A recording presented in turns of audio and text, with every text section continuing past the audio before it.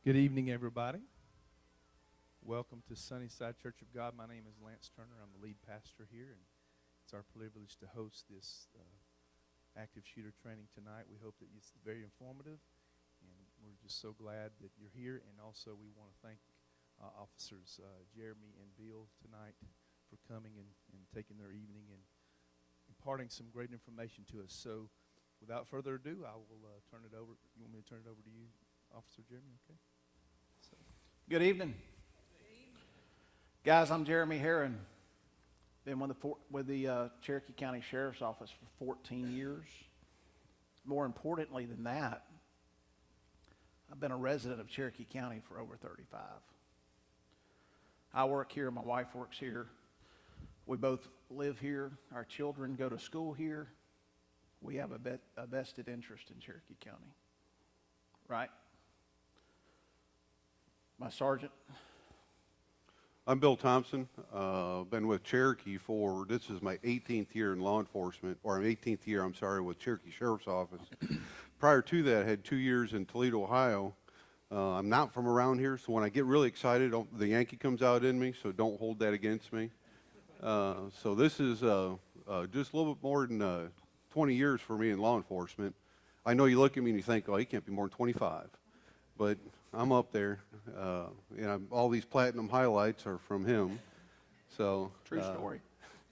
But I've lived here in Cherokee County since '99, and my wife is a resident here. I have 2 boys, and they're in local schools here. So this is such a great community, such a great county. I can't think of going anywhere else. And we're just Jeremy and I are really fortunate to be trainers, full-time trainers. Training up all these young officers in our police academy and in our agency. That's our primary function, is training these guys up to hit the streets. And as you see in the news, it's certainly getting harder and harder to be a cop every day. But we got good recruits coming in, and we're really fortunate because we got a sheriff that really is all about training. So I'm glad you guys are here tonight. Jeremy? Still can't get him to drink sweet tea, though. No, you will not get me to drink sweet tea. Guys, I did, however, have sweet tea the other day. Can we cut this one down just a little bit? The CRACE program, we've been doing alert or active shooter type training here in the county. I started with the county in 2003. They were doing active shooter training for officers prior to that, just post Columbine. Where we've missed the target, so to speak, is talking and getting civilians on board. And that's what we're doing through this program. We started this last year as a collective effort throughout the county. All the municipalities are involved in it. They're teaching it in their respective districts. And it's informative. Now, I will admit to you, by the end of the night, you're not going to be fast roping out of choppers. We're not going to have you climbing through air vents like John McClane, right? Die Hard. But what we hope that you will gain from this is a different way of looking at your everyday lives. Does that make sense? It's common sense principles that really come to play with what we've seen throughout our society, these acts of violence. This comes from an active shooter lesson plan, but I will be very quick to tell you it's not just applicable to that. It's active murder, right? Active killing situations. We've seen a number of knife attacks. We just had an active shooter situation again in Orlando yesterday. Did y'all hear about that? Yeah. We had one this morning. They were very quick to dispel the threat of terrorism. I would tell you that any workplace violence situation where somebody's gone in there, whether it's a past employee, a former employee, that's still an act of terrorism, right? Domestic terrorism. Somebody's in there trying to kill innocent people, and the threat's got to be stopped. We're going to talk about Columbine here in a second, and we do that not to point out anything that anybody did wrong that day, but more what we've learned from that event and the events like that have taken place over the last 17, 18 years in this country. And what we everyone has in common, it's what you guys do. The folks that are there when these things start, and what you do matters. What you do in the first 3 to 5 minutes while you're waiting for first responders or law enforcement response matters. Right? So I'm going to start. First of all, Sarge and I are not going to specifically name any of the suspects or players that caused some of the events we're going to talk about. Why? Because one of the things that we've learned through history is that when their names get played out over the media, day after day, week after week, it's sensationalized. We're not talking about social scholars. We're talking about social misfits, folks that don't fit in everyday life. Does that make sense? And their claim to fame is when they go out and start murdering innocent people. And we don't want to deny them that notoriety. So we're not going to specifically name them. Now, there is a news clip in here, a video that we're going to show you about a knife attack in a mall. But it reinforces some very key points that we're trying to make and want you to take home with you tonight. Does that make sense? We're going to start with Columbine, not because that was the first active shooter situation in this country. How many of y'all remember where you were at the day of Columbine? We got several folks in here that are younger, right? I remember that. It was unique for a few reasons. Even by today's standards, guys, it was unique in the fact that it had multiple shooters. From 99 till today, there's only been a handful of incidents across the country that have involved multiple shooters. Now, does that mean that us in law enforcement can afford to train for only one shooter? Oh, no. We operate under a +1 theory. Where there's one, there's two until we prove otherwise. Right? You guys need to do the same thing in your everyday lives. We're going to talk about situational awareness. What goes on around you, and how alert are you to those events? It was unique in the fact that media piped that into our country, our homes from across the country. It didn't matter if you were from Littleton, Colorado or not. If you're old enough, and Sarge is, to remember where you were at the day that that happened, you were there, right? It was also unique. It was a game changer for us in law enforcement. It was a game changer from us in the way we train. Because up until that point, we had become, as far as road officers, too reliant on our tactical teams. We were training our officers, our street-level officers, to show up to a critical incident like this, set a perimeter, and wait. Wait for the tactical team. We can't afford to do that, and this proved that to us. That makes sense? We as law enforcement now are expected, when we show up, the first 1 or 2 officers are there, we go in and we address the threat.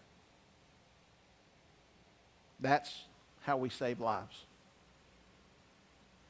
The other way we save lives is getting guys like yourself on board with what can you do to empower yourself and increase your chances to survive, to win that fight. And that's why we started hosting these type of classes. That make sense to everybody? Unfortunately, we just started doing that last year. We've missed some opportunities along the way. Would you agree? All right. There's a video we're going to play here in just a second. And I want you to listen because there's some key points. Like I said, this is not to any way point out things that weren't done correctly. They did exactly what they had been trained to do. Now, as I understand it, we have some educators in the room. Both of my parents retired as educators here in Cherokee County. We've got to change the way we deal with these things in our schools and what we do to safeguard our kids.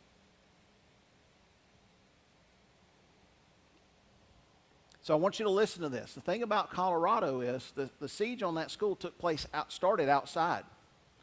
A teacher saw it coming, thought it was a prank or they were videotaping.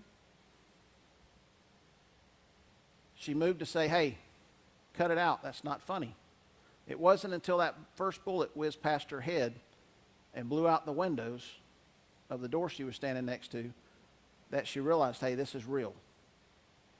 Went and sought refuge in the library. Guys, 10 of the 12 that died that day died in that library. For 4 minutes and 10 seconds that she was on the phone with 911, we were telling folks to hide under tables. 4 minutes and 10 seconds. I don't fault her in the least that she did exactly what she was trained to do. But after the carnage had stopped, and after the gunman had stopped killing people in that library and they left, those that could got up and simply walked out an exit that was there the entire time. An exit that was there the entire 4 minutes and 10 seconds prior to them entering the library. Do you understand where I'm going with that? Like I said, I don't fault the teacher that was there. She did exactly what she was trained to do. She was panic-stricken. Does that make sense? What we've learned from that day is we got to do things different. If at all possible, we have to deny that gunman or those gunmen access to us. We have to use secondary exits. Okay? Kim, if we could start that video, please.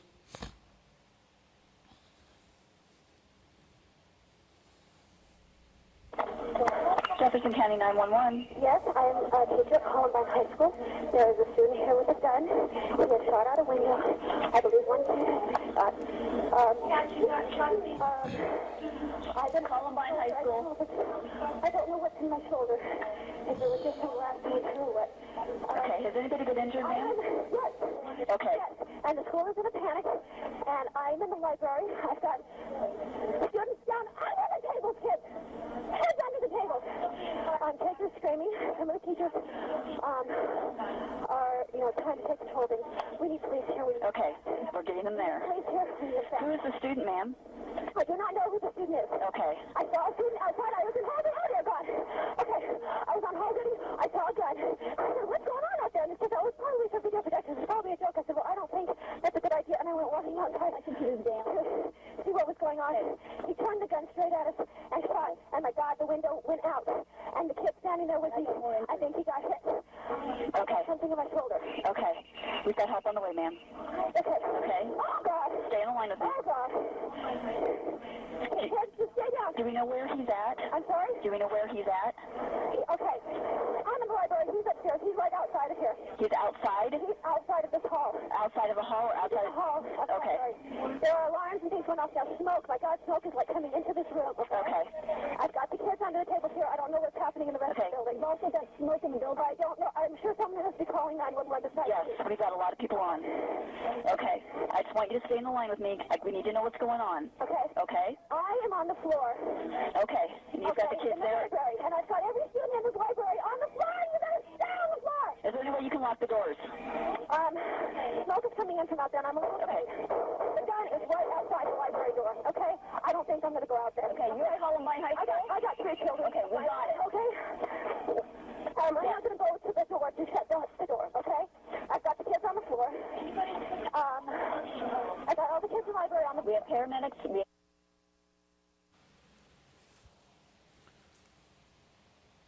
You heard the dispatcher say, can you lock the door? Right? But at that point, that stress level had reached such an extreme point.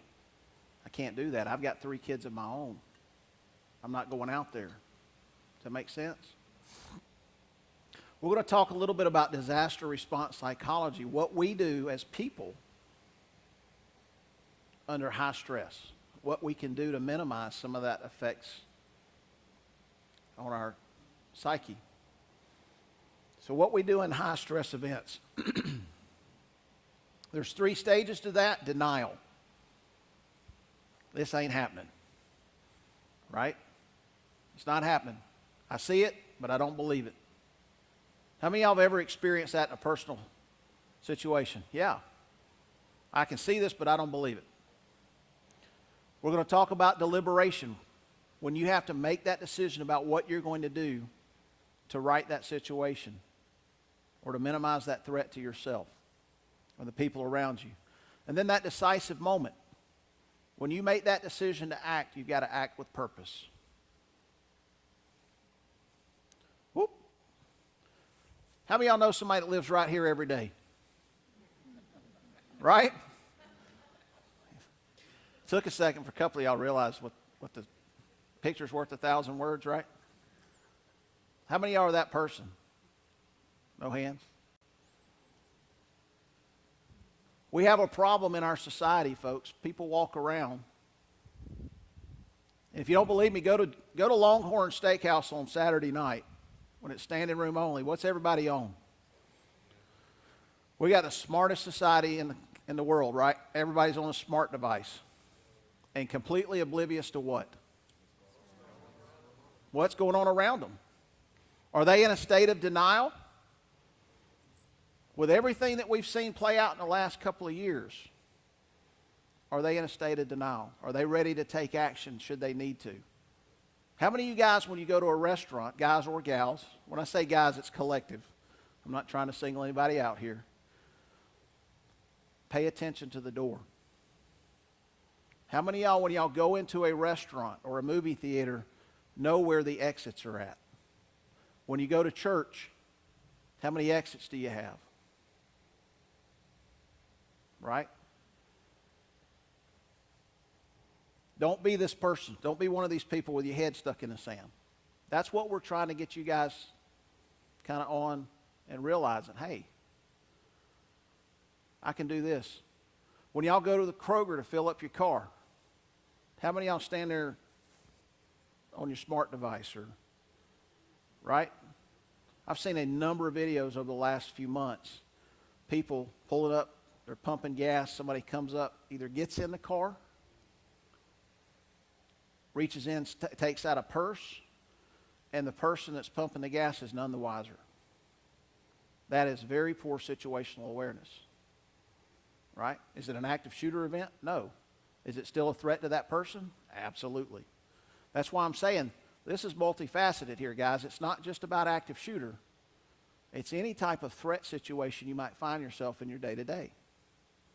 And what you can do to kind of safeguard yourself and your families, your coworkers about that. Deliberation, which way do I go? How many of you guys go to the same workplace every day? Same office space?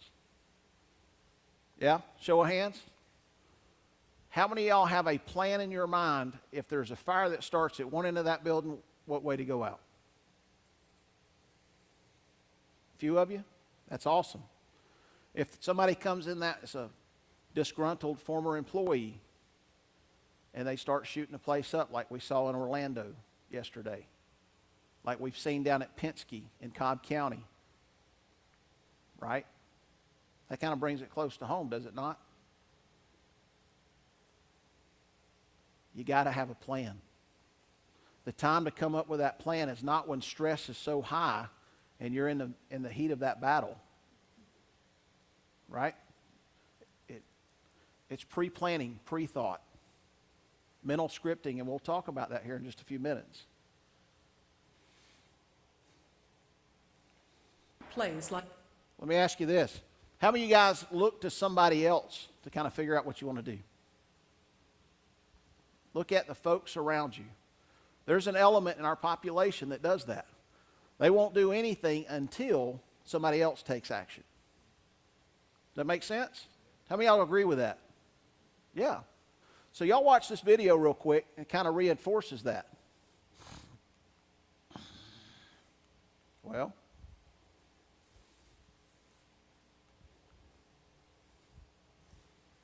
something just happened. We're froze. Hang on.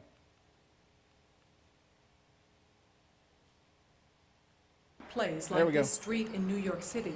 If you were unfortunate enough to be the victim of a crime or taken ill unexpectedly, you might think that surrounded by all these people, someone would intervene. After all, isn't there safety in numbers? Psychologists say no. Research suggests that often a victim is less likely to receive assistance when surrounded by a group rather than a single bystander. When people are in a crowd, it's easier to pass the buck. It's what psychologists call the diffusion of responsibility. Liverpool Street Station in London, a busy thoroughfare for commuters. Unknown to these passers-by, Peter is an actor. As part of an experiment on bystander apathy, he's pretending to be ill. Help! Help! How long before he gets help? Please, somebody. Help! Help me, sir. Please help me. Helping would be inconvenient or even risky. He lies there for more than 20 minutes and no one raises an eyebrow. Please, somebody help me. It's always very distressing to watch situations like this where people are obviously suffering and no one's actually helping them. But what we have here is two conflicting rules. One is the rule that we ought to help, and the other is the rule that we ought to do what everybody else is doing.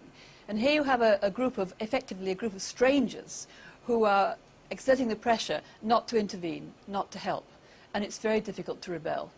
Ruth, another actor, takes Peter's place. How long before she receives help?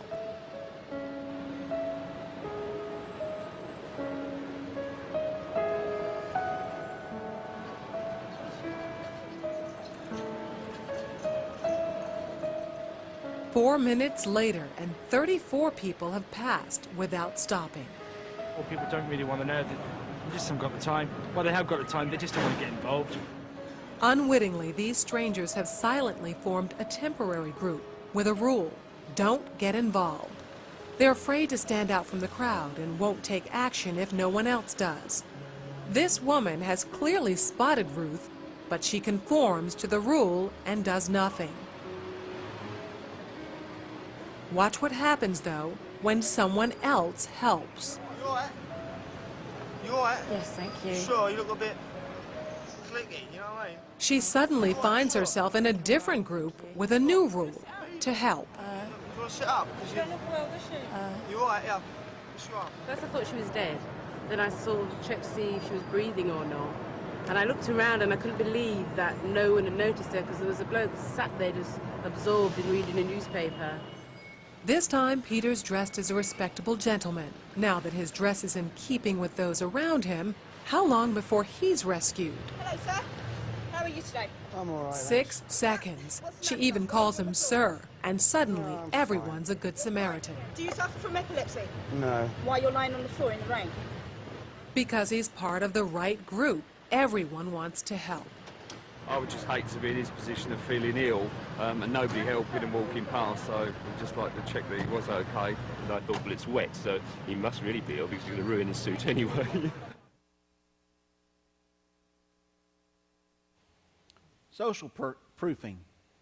Looking for confirmation from somebody else taking action before you do. Do you practice good situational awareness?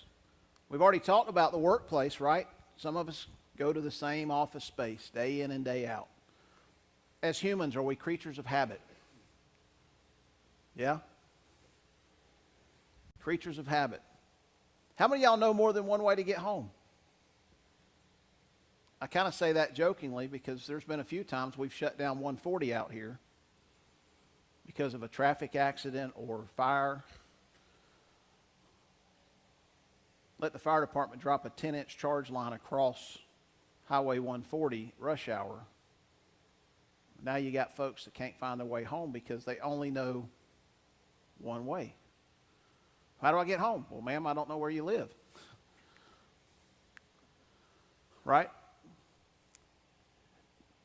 Do you have a plan for those places that you frequent most often? Your workplace. Is there something in your office that you could use to safeguard? Something that you could use as an improvised weapon? Oh, the police just said, do I have an improvised weapon? Heck yeah, you do. Staplers, paper cutters, you know, the big board paper cutters. My favorite, the fire extinguisher. Let me just tell you, you can ring somebody's bell real good with this thing, right? And if you can't do that and swing it hard enough, spray it in their face. If the situation dictates reacting in violence, it's time to fight like the third monkey getting on the ark, because your life depends on it. Right? You got to have a plan, though. You've got to have some type of plan in your mind for your workplace. You know what you can and can't do, what you can and can't have at your workplace, in school, work, home, your car, right? Somebody comes up and tries to take your car from you, and your little one's in the back seat, right? It's happened, guys. Restaurant, grocery stores, places of business. Why? We're here to talk about active shooter lesson plan, right? Guys, that's where it's happening. Places of business, primarily. Shopping districts, shopping malls. How many of y'all have school-age kids? Under the age of 10. Yeah. 10 to 15. We all played these games as kids. Hey, punch buggy. We teach them to look for certain things on cars, certain types of cars, certain tags when we're traveling out of state. Those little games that we play with our kids. If we can teach them that, can we not teach them to look for exits? Guys, I've got an 11-year-old that goes to school here in the county.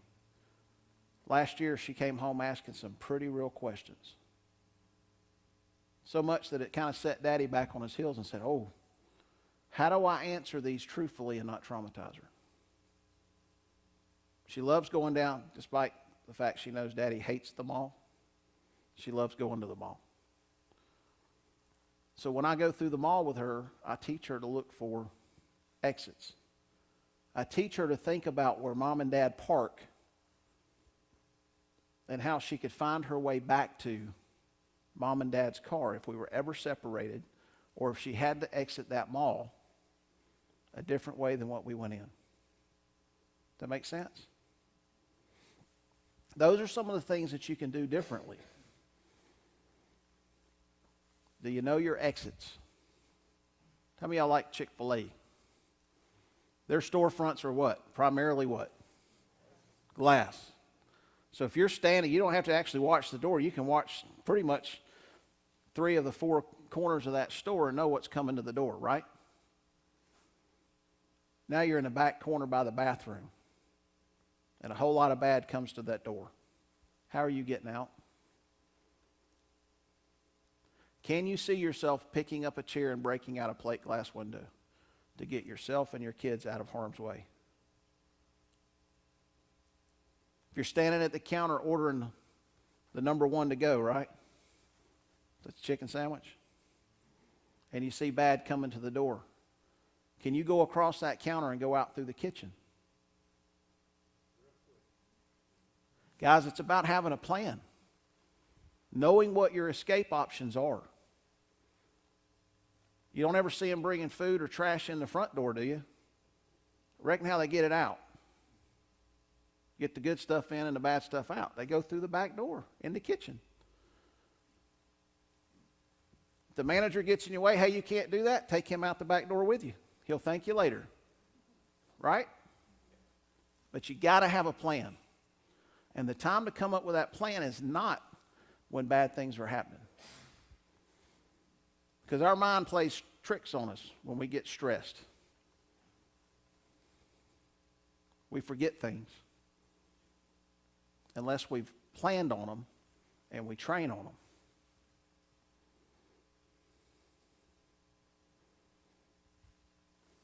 Question down at the bottom, guys. Are you willing to take action? Or are you wanting to wait for somebody else around you to do it for you? Because that hesitation could be detrimental to your safety. 2 sides to our brain. I'm not talking about left side, right side kind of thing, guys. We have a logical side, a side that allows us to reason through things, to plan things, right? And then we have an instinctive side. How y'all like that? The problem is our logical side is slow. We can plan great things. We can build great things if we have the time to do it. Have time to reason, sort out some of the worst problems, right? We're flexible. This is our thinking brain. The problem with that is the rational side of our brain is impaired under stress. We lose cognitive function when our heart rate gets to a certain point. If we've pre-planned, when that fight comes, reflex. That's where our reflexes kick in. How many of y'all have ever heard the terminology muscle memory? But you have to train yourself to be there.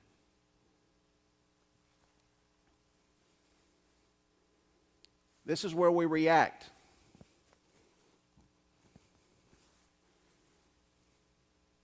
Fixed responses. This is the emotional side to our brain. Anger, fear. This is where we experience the fight or flight. Or the worst thing we can do is freeze and do nothing.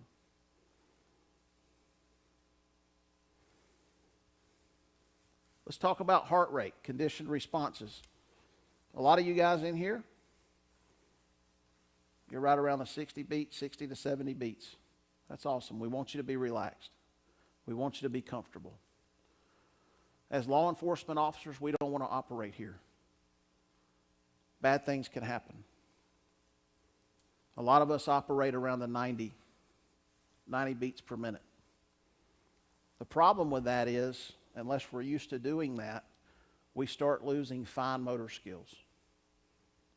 90 plus.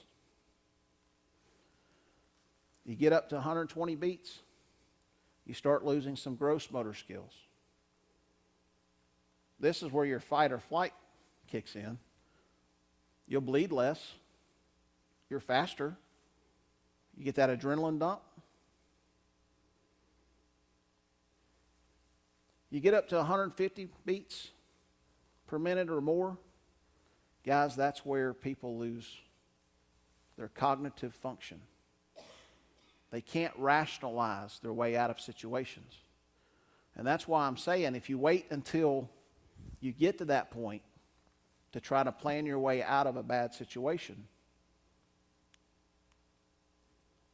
the outcome's probably not going to be favorable. There needs to be some pre-planning, some pre-thought to that. What do you have in your office to safeguard your office? What do you have to use as an improvised weapon should the situation dictate that? Where do you need to be in that restaurant if it were to catch fire? Or that concert music hall? Does that make sense? The shopping mall. If you're how many of y'all ever shopped at Town Center Mall? Yeah? You're at one end of the mall and you hear gunshots coming from the other end.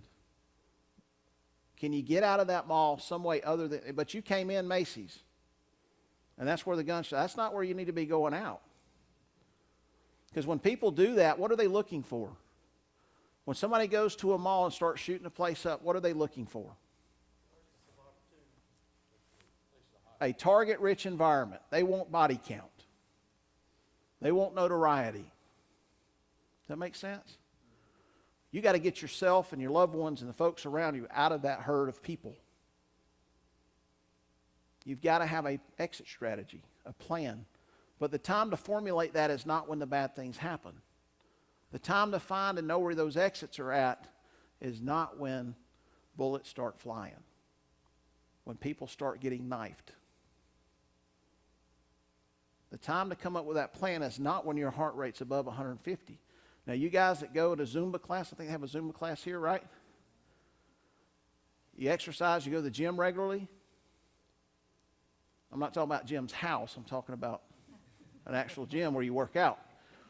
You know, and your target heart rate's 140, 150 beats per minute, and you do that regularly, you'll operate better at that range than those of us that don't. Does that make sense? Because your body's used to being there. 175 beats a minute, guys, that's where folks urinate and defecate on themselves. That's where they panic. They're panic-stricken and they freeze.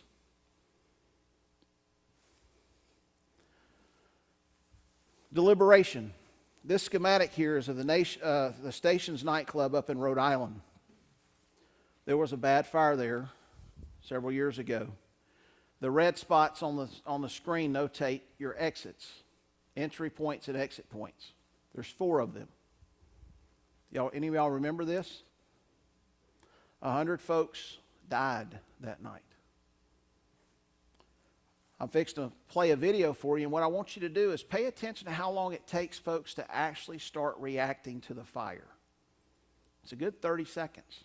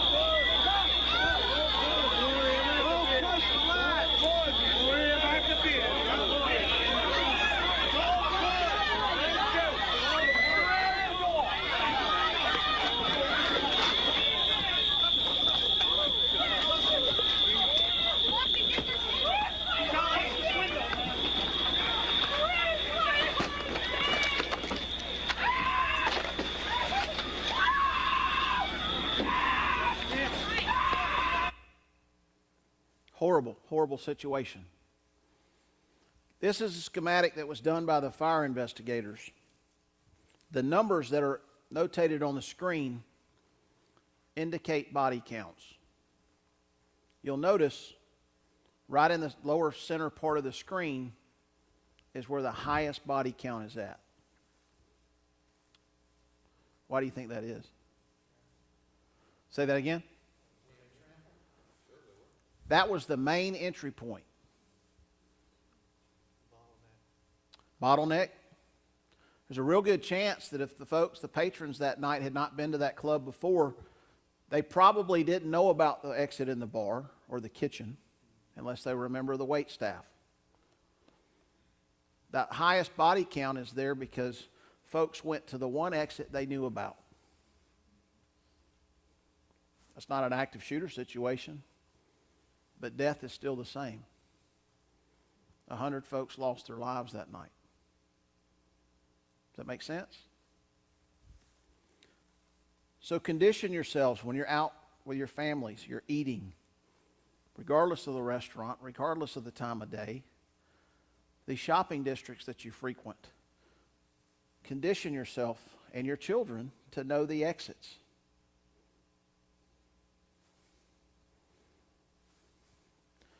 The deliberation part. We talked about stress, kind of what happens when our heart rate gets to a certain level, the things that we lose, our cognitive abilities and such. Calm yourself. If you've got that mental scripting going on, you've got a plan, can you talk yourself through it? If you're talking, people do funny things when they panic. Hyperventilate, or they hold their breath. Sergeant and I are both firearms instructors, even with our veteran officers. How many of y'all get stressed out when you take a test? Yep. All you got to say is test, and whoo, heart rate goes up. When our guys are, even some of our new officers, our veteran officers, they come out and they have to qualify shooting their firearm.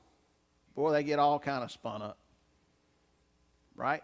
And nobody's shooting back at them, but they know it's a test. But if you talk, and they have a tendency to, especially when they're shooting from distance, to try to hold their breath. What happens when you hold your breath and deprive yourself of oxygen?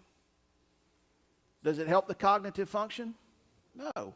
So if you're talking to yourself, guys, you're breathing, right?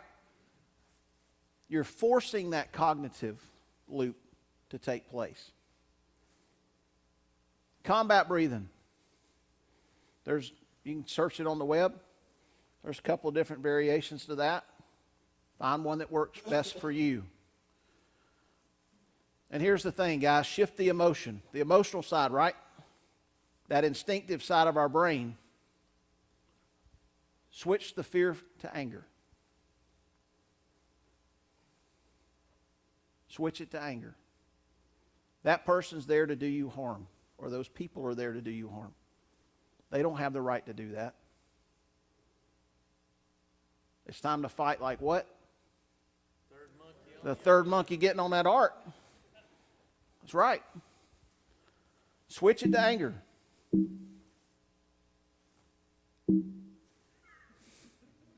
I need a drum.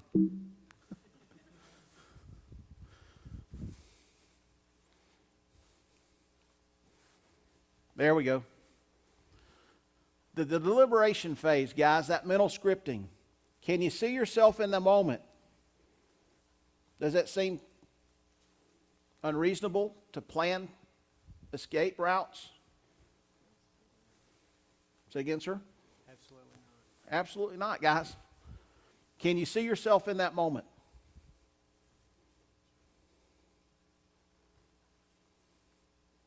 That's how you develop your plan. You have to see yourself there. And practice it. Guys, I know we got some gun enthusiasts here. We got some gun toters, right? Awesome. You have to practice under stress. We call it stress inoculation training. And we do a lot of it.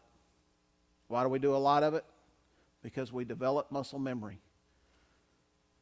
Because when it gets real and it's time for us to react, it's not time to think our way through that. We have to rely on that reactionary side of our brain. Does that make sense? We have to rely on that muscle memory that we talked about. If you're standing flat-footed on a pistol range poking holes in paper, guys, and you're not doing anything to get your heart rate up, you're doing yourself a disservice. You have to train yourself under stress. Rick Rescorla, he was Vice VP of Security at one of the towers in 1993 when the first tower bombing. How many of y'all can remember that day? Yeah, a few more of us. He stayed in that tower rescuing folks for 12 hours. Then again, the day of 9/11. He was last seen going up the stairs in one of the towers before it fell. What he did that day is credited for saving over 2,700 lives. Why? I didn't know him. But what I've learned about him, he was not one of those people that waited for somebody else to take action before he did it himself. You have to have that gut check moment with yourself. What kind of person can you be when it gets real and your life is threatened and the folks around you are threatened? Whether you're at Publix, Chick-fil-A, the shopping mall, at work, can you rally the folks around you? Not to just survive the fight, but to win the fight. Does that make sense? What happens now? Post 9/11, when people started acting stupid on our airplanes, what happened? That was before 9/11. We kind of passive response to that. Act stupid on one of our aircraft today, and what happens to you? Because the passenger said, no, not this plane. Does that make sense? You have to take action. You have to be willing to commit yourself to the fight. I don't care if you're young, middle-aged, or old. Get in the fight. The fight may be for your life. That decisive moment, once you've made that decision to act, guys, it's time to act.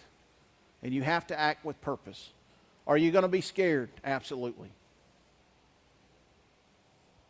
But turn that fear to anger. Let it motivate you.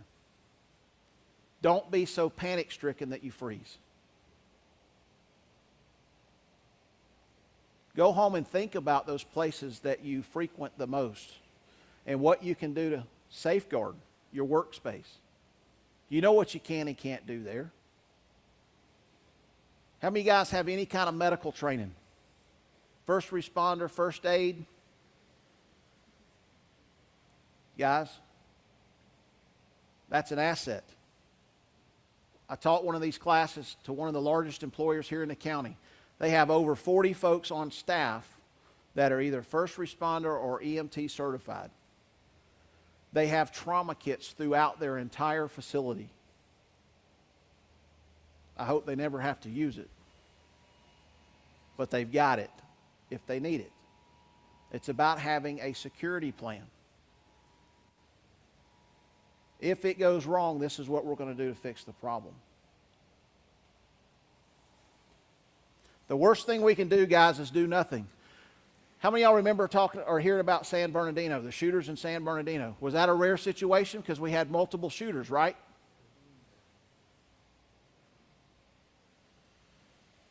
What did we learn after the fact? What did we hear about the neighbors? The neighbors knew something was amiss. They knew things were out of place, but they were scared to do what? They were scared to make phone calls. They were scared to speak out. Guys, the day for that is over.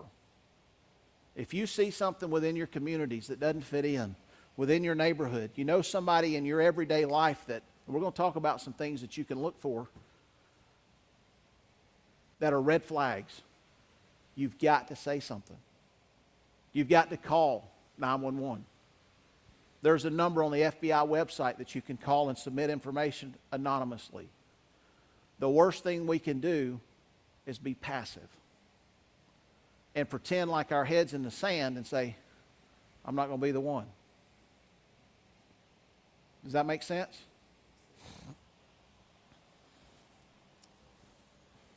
Cactus 1539 hit birds who lost thrust on both engines returning back towards LaGuardia. Okay, you need to return to LaGuardia. Turn left heading up 220. 220. Tower, stop your departures. Got emergency returning. It's 1529. He bird strike. He lost all engine. He lost the thrust in the engines. He's returning immediately. Cactus 1529. Which engines? He lost thrust in both engines. He said. Got it. Cactus 1529. If we can get it to you, do you want to try to land 1013? We're unable. We may end up in the Hudson. All right, Cactus 15.9. It's going to be left traffic to runway 31. Unable. Okay, what do you need to land? Cactus 15.9. Runway 4 is available if you want to make left traffic to runway 4. I'm not sure we can make any runway. What's over to our right? Anything in New Jersey, maybe Teterboro? Okay, yeah, off your right side is Teterboro Airport. I'll use that. Awesome. Do you want to try to go to Teterboro? Yes. Teterboro, Empire, actually LaGuardia departure guy, emergency inbound. Cactus 1529, turn right 280, you can land runway 1 at Teterboro. We can't do it. Okay, which runway would you like at Teterboro? We're going to be in the Hudson. I'm sorry, say again, Cactus? Cactus 1549, radar contact is lost. You also got Newark Airport up at 2 o'clock in about 7 miles. Eagle Flight 4718, turn left heading 210. 210, 4718. I think he said he was going in the Hudson. I'm actually going to let Sergeant Thompson speak to this because he's a pilot. You guys remember when this happened? Chelsea Sullenberg was the pilot. Phenomenal guy. Credentials like you would not believe. He took off from LaGuardia, and over in New Jersey was 17 nautical miles away was Teterboro. JFK was 12 miles away. And there's no way this particular aircraft, this was a brand new Airbus A320, phenomenal aircraft. And what he had a bird strike on departure. And there was no way this aircraft is going to glide, right? But if you heard Captain Sullenberg, did he sound panicked to you at all? Because he did that mental scripting that Deputy Herron was talking about. You know, he's did plenty of simulators. My God, let me tell you, I've done so many simulators just to get my pilot's license. And then when I transitioned into my rotorcraft, I got my helicopter license, it was more and more the same thing. And we plan on those emergency procedures. We do so much emergency procedures, it's just mind-numbing. And why do we do that? So that we plan for all those possible events that could go bad. These airline pilots, believe it or not, practice for bird strikes or immediate turnarounds. There was no way Captain Sullenberg was going to make it to Teterboro with the glide slope that, even if he had the best glide slope in the world. But he was calm, he was cool, he was collect, and he had made the decision, and then you heard him stop talking after he said, we're going to be in the Hudson. At that point, is there any more talking that he needs to be doing? No, he's got a plan. And that's what we talk about, is having that plan. And then see yourself going through all the motions to make that plan successful. And they call it the miracle on the Hudson. Miracle or not, I certainly believe that there's some intervention there to get Sullenberg to recall all that training and that mental scripting that Deputy Herron was talking about. He had 155 souls on board, and 155 souls lived. And he got a lot of scrutiny for it, but the reason why this is up here is to talk about that mental scripting. Seeing yourself in that situation, what are you going to do? And he put it all together, and would you say that was a phenomenal job? 155 souls saved just by that pilot being that calm, cool, and collect. I don't even think that his blood pressure went up much. His heart rate probably stayed pretty level and had a water landing. So kudos to him, and that goes to the mental scripting. And that's what we need to be doing in as many situations as you can put yourself in, whether it's going to work or if you're getting out of your car here at the church. Did you look around, check your surroundings? Anybody? I want you to start doing that now and doing that mental scripting while you're at work. Give yourself what-if scenarios. What if this happens? What if that happens? And just plan it out. So God forbid something happened, you're a step ahead of the game, right? Active shooter events.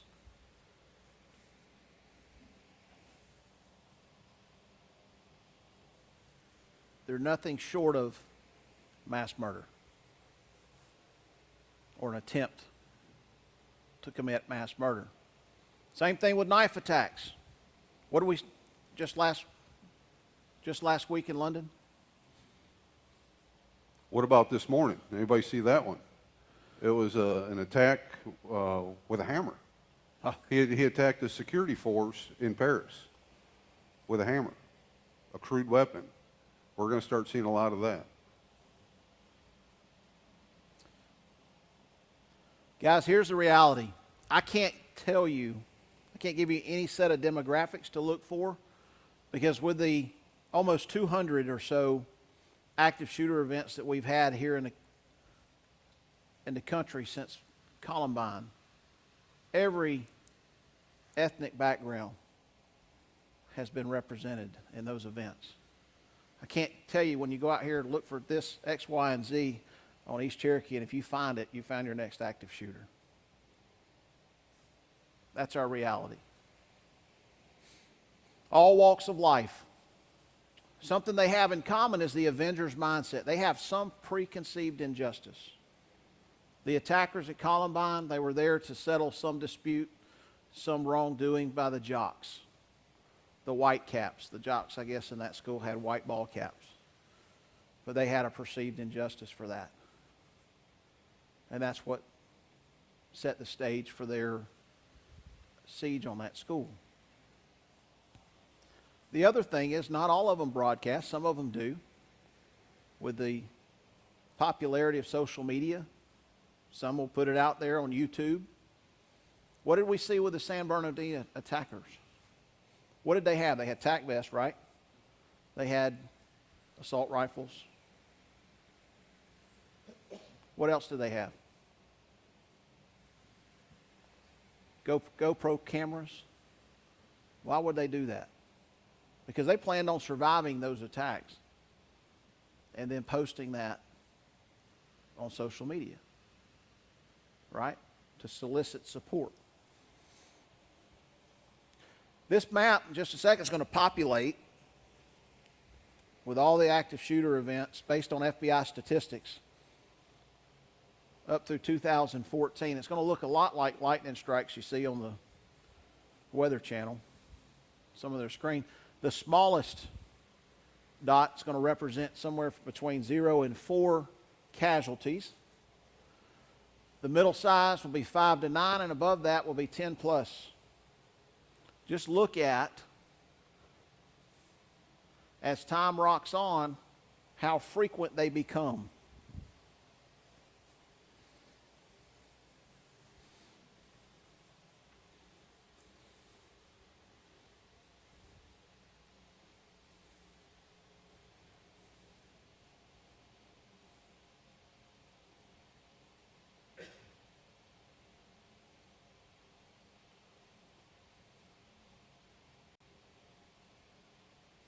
$179, guys, and that doesn't have 2015 and 16 numbers in it.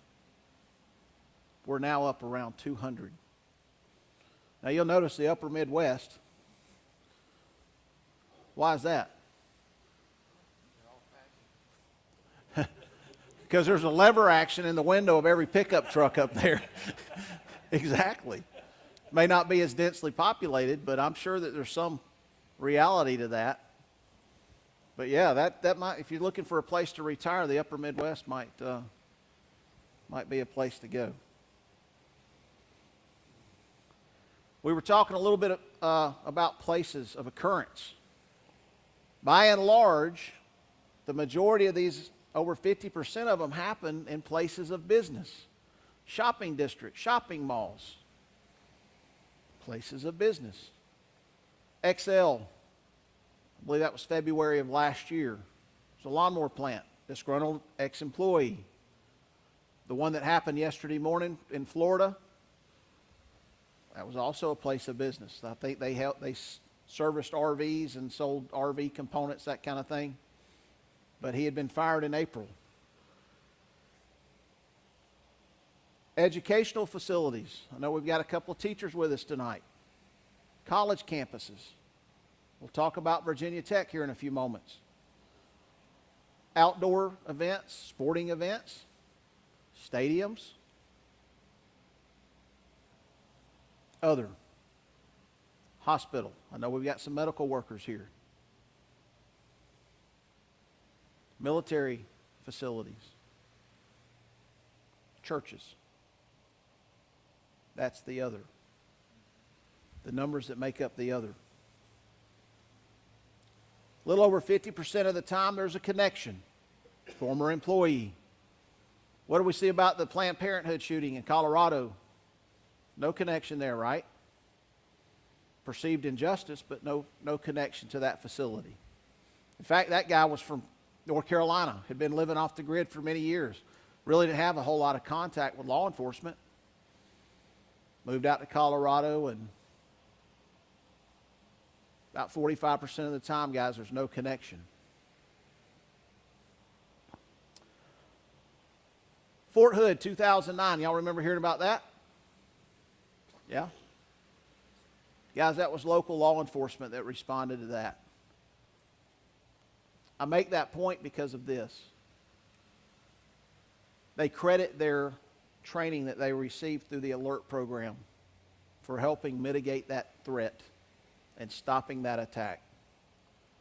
I say that to say this. Both Sarge and I are ALERT instructors. We've been teaching that hot and heavy for the last 4 years in this county. Last year, February, we hosted an ALERT instructor class here. We have 20 plus ALERT instructors on tap here in the county. And we're hosting those classes regularly, both through our in-service training and hosting when we get the equipment, because we want Cherokee County to be the leader in the state for alert training. Does that make sense? That's what we're doing to safeguard you guys, our citizens, our schools, our shopping districts, so that our officers know how to respond appropriately if that happens here. Chattanooga, Tennessee, 2015. Lance Corporal Skip Wells, right? Cobb County. Lost his life in that attack. Again, local law enforcement had to mitigate that. It wasn't a tactical team. It was street-level officers that had to respond to that and respond appropriately to stop that threat. Good evening. We're learning more about what happened the night a man walked into the Crossroads Mall in St. Cloud and started stabbing people. Investigators say it appears he planned that attack in advance. They say Tahir Adan called his boss on September 17th, saying he wouldn't be working that night. Then he grabbed 2 steak knives and drove about 1.5 miles to the Crossroads Mall. Security cameras that usually catch shoplifters in the act instead caught images of Adan wearing a private security uniform. And as you can see, he is chasing people and then stabbing them. Cameras also caught the final minutes of Adan's life before an off-duty police officer shot and killed him. Angela Davis was at his news conference today held by the FBI, St. Cloud Police, and the Stearns County Attorney. What did you learn, Angela? So many details. They outlined some of the reasons it appears the mall attack was premeditated and why the off-duty police officer who shot Adan has been cleared of any wrongdoing. The FBI also shared some of what they've learned about Adan in the months prior to the stabbings. They say he'd not previously shown an interest in religion, but suddenly wanted to know more about Islam. He stopped playing sports and video games with his friends, and he lost a significant amount of weight. He went from being an excellent student with a high GPA to flunking out of college almost overnight. Some of his friends noted he would become agitated at things which in the past would not have bothered him. And then, on September 17th, security cameras at Crossroads Center captured video of Tahir Adan chasing people and stabbing them with a kitchen knife over and over again. He stabbed or punched victims in the back, shoulder, head, neck, or face. Once inside Macy's, security cameras recorded video of what ended the attacks. Avon police officer Jason Falconer was off duty and shopping when he heard screams and then saw Adan lunging at him with a knife. A dozen witnesses say Falconer identified himself as a police officer and ordered Adan to drop his weapon, but he refused. Falconer shot him multiple times as Adan repeatedly fell and got back up. The county attorney announced the officer will not face criminal charges. Officer Falconer was justified in his belief that deadly force was necessary to protect himself, others near him, and all other people in the area from great bodily harm or death. The FBI says a rumor that Adan was provoked by someone just prior to the attack is not true, but there is compelling evidence the attack was premeditated. Investigators discovered he stopped at a convenience store he regularly visited on the way to the mall. And when the store employee said to Tahir, "See you later," Tahir's reply was, "You won't be seeing me again." The totality of Tahir Adan's behavior and the actions suggest he may have been radicalized either with the influence of others or on his own. Guys, that video is very important. It reinforces a lot of what we're talking about tonight. That wasn't a gun attack. Just as deadly? Could have been. How many of y'all saw the clerk that denying access? Not denying that it was happening, but they had a plan. And they executed that plan. And that quick 3 seconds dropping that gate in front of the attacker bought the time that he needed to survive that attack. Not tonight. I'm not going to be your victim.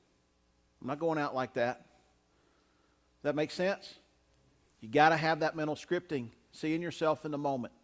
It's not just for gun attacks. It could be a hammer. It could be a knife. We've seen all of that. denying the fact that that's happening in our society. I heard one of the reporters say this on the media the other day. The new normal. I don't know about y'all, but I'm not willing to accept that as normal. I'm not accepting that for my kids or my grandkids. What our kids are growing up in today is nothing like what we grew up in. Me being 45 this week. No, I have a granddaughter. That's not going to be the new normal. Not in my household. The number of deaths directly related to target availability. Why do we say that? Folks are not going to empty warehouses to commit these crimes, to commit these attacks. They want body count. They want easy, unprepared targets. They want to find folks that are completely oblivious to what's going on around them. And if they've picked you, they've perceived you as being weak. And folks, that ought to make you mad. Mad enough to fight like what? There you go. The other thing is how quick the police get there, guys. For years, we've been regarded as first responders. Here's our reality. We're not first responders. If you're there when this thing breaks off, when things go bad, the folks that are there are first responders. We're your backup. That make sense? We're your backup. If you're there when it goes ugly, you're the first responders. What you do in that first 3 minutes, because that's our average response time, guys. Sometimes it's faster. The Aurora, Colorado shooting, less than 30 seconds. We had officers on the ground at that theater.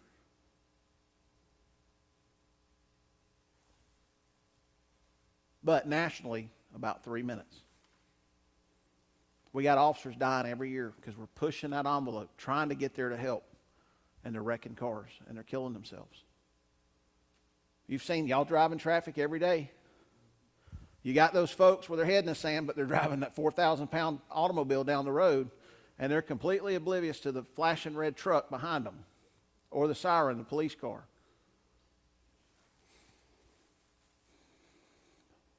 Bottom line is, guys, what you guys do, y'all are the true first responders, is going to set the stage for what the outcome is going to be.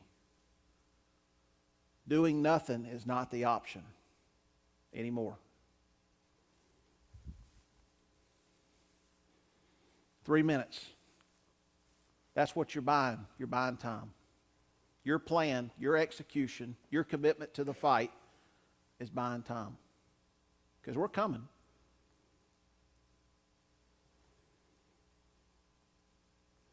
All right. This is our midway point. Here's what I want you guys to do. I want you to stand up, get the blood flowing. And I want you to introduce yourself to 3 people that you didn't come here with tonight. 3 people you didn't come here tonight.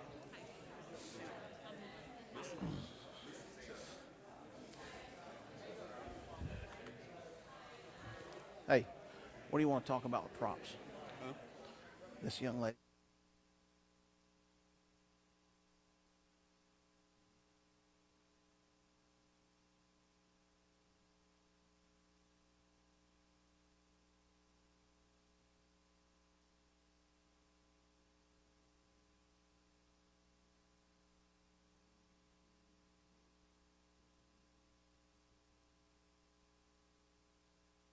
I'll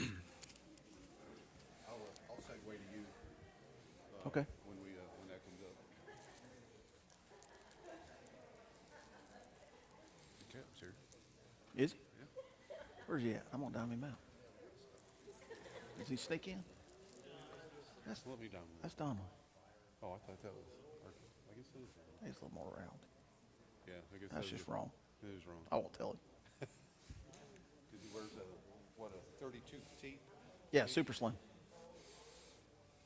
All right, guys.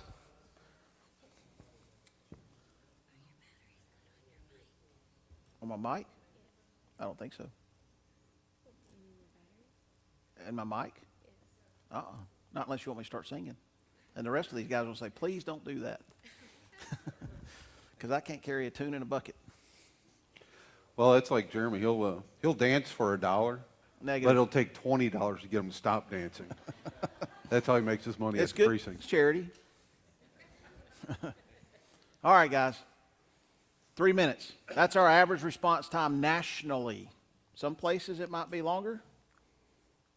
Here in Cherokee County, we have a pretty good average. But that doesn't change your course of action. Because if you find yourself in one of these situations, you're fighting for your life and that of the folks that are around you. The reason we just went through that exercise was to get blood flowing, for one. And two, I want you meeting somebody you didn't come here with tonight. Why? Because that's the person that's going to be sitting in the theater with you, sitting in the restaurant with you, standing in line at Publix with you when things go south, and you've got to very quickly rally them and get them committed to the fight. We're not talking about surviving the fight. We're talking about winning the fight. Every one of us have that burning desire inside of us to live. And when it's time, that little spark becomes the flame.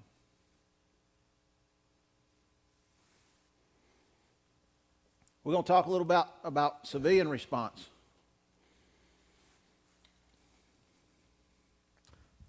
Let me just preface something, or go back that video that we talked about, or that we showed about the knife attack. What did you hear the reporters and the FBI folks say about his behavior?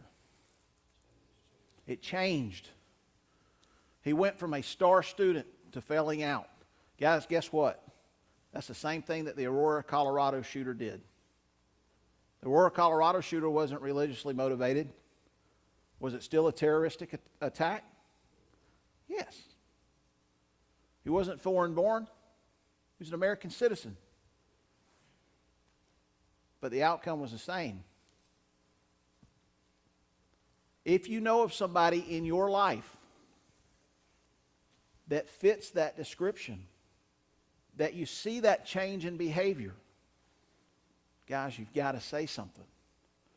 Don't be like the neighbors of the San Bernardino shooters and wish that they had, but silence themselves out of fear. We can't afford to do that in our society.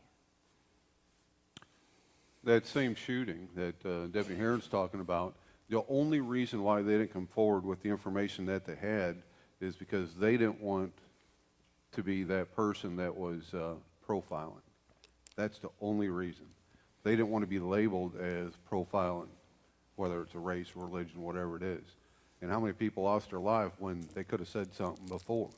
And that's everybody here. Like the feds say it now, if you see something, say something, right? And how important is that? That's super important. Could it have been stopped? I don't know. I can't really tell the future, but I'd like to say it would have, something would have happened. Well, the outcome would have been different, I hope.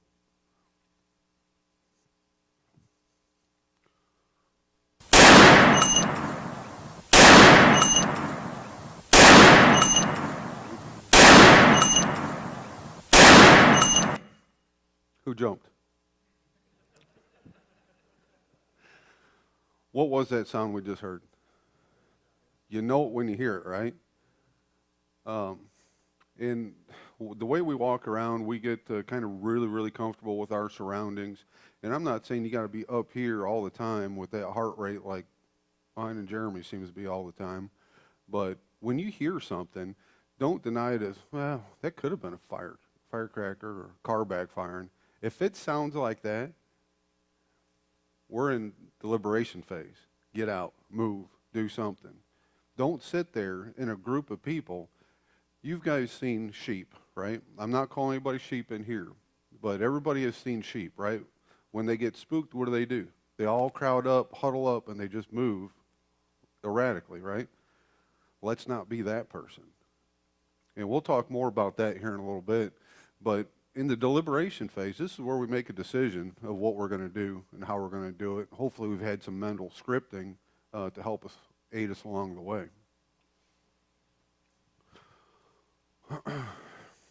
Virginia Tech. You guys remember Virginia Tech? Specifically, Norris Hall is where this happened. There's going to be a video I'm going to show you guys here in a little bit, and I'll play it in its entirety. Then I'll go back and we'll talk a little bit about it. But in this particular active shooter event in Norris Hall, there was 3 doors, one on the side, one on the front, one on the back, and the shooter chained all the doors shut, and then had went up into the second level of Norris Hall and started executing people into different classrooms. The grand total of that shooting event, the time frame was extremely short, but he ended up killing 32 students and staff in a very short amount of time. And we'll pick this apart a little bit, but it started in 206, and then the shooter went into 211, then into 207, and then into 204. And then we're going to talk about classroom 205 last. So this is pretty important. This day... Let me back up a second. This is Christina Anderson. She was one of the victims that was in room 211 as a student. So you're going to get to hear her story and how she reacted to active killing of her classmates and her teachers. And I'll preface this. I don't want this to be anybody in here with the way she reacted to it. It sounds horrible to say, but you'll understand once we get done with this. So this is pretty important. This day, I ended up sitting in exactly the same seat I always did, in the back right-hand corner on the right side of the class. What we don't know is at this time, someone is downstairs, and he's chaining all 3 doors shut. There's supposed to be desks there. Oh, you guys can see. We heard the first gunshots outside in the hallway, and my teacher, she opened the door. She immediately slammed it, and she said, "Call 911." And the second that door closed, he walks in. He walks in shooting. There's absolutely no time. He goes to the other side of the classroom by the windows. He's holding 2 guns. He doesn't say anything. He just starts going down the rows of people. It's very quick, it's very loud, it's very scary. We had these very shitty desks. I get on the floor, I put my knees under the chair, my stomach on the seat, hands overhead, eyes are closed. As the shots keep going, and it's, like I said, very loud, I can tell it's getting closer and closer. And I'm telling myself, brace yourself, your turn is gonna come. Now, I didn't know what that meant. Like, I didn't think I was gonna get shot, but I knew that something really serious was going on. And I knew for whatever reason that I should just play dead. He shoots me. The first time's in the back. And you'd be surprised, getting shot doesn't hurt that much because shock overtakes you, but it starts to like burn and really kind of seep in, and that's when it gets really uncomfortable. It's not pleasant. He leaves the first time, he goes across the hall, and while he's gone, cell phones are ringing. People are coughing, and the smell of gunpowder has like completely filled the room. Gunpowder is like this really sticky, pungent, warm smell, and it just makes you very, very thirsty. He comes back. Now, this time, the shooting is more intermittent. It's slower because he's looking to see who's alive. I remember telling myself to stop breathing because I can feel my stomach hitting that chair, and I'm saying, stop, like, he can see that you're alive. The third and final time, he killed himself in front of our classroom. When the police broke in, the first thing the guy said was, "We have a lot of blacks in here." I didn't know what that meant, but when police sweep a crime scene, they have 30 seconds. If you're red, you're critically injured. If you're yellow, you'll live. Black means you're dead. In 9 minutes, he killed 11 of my classmates and my teacher. 32 people lost their lives that day.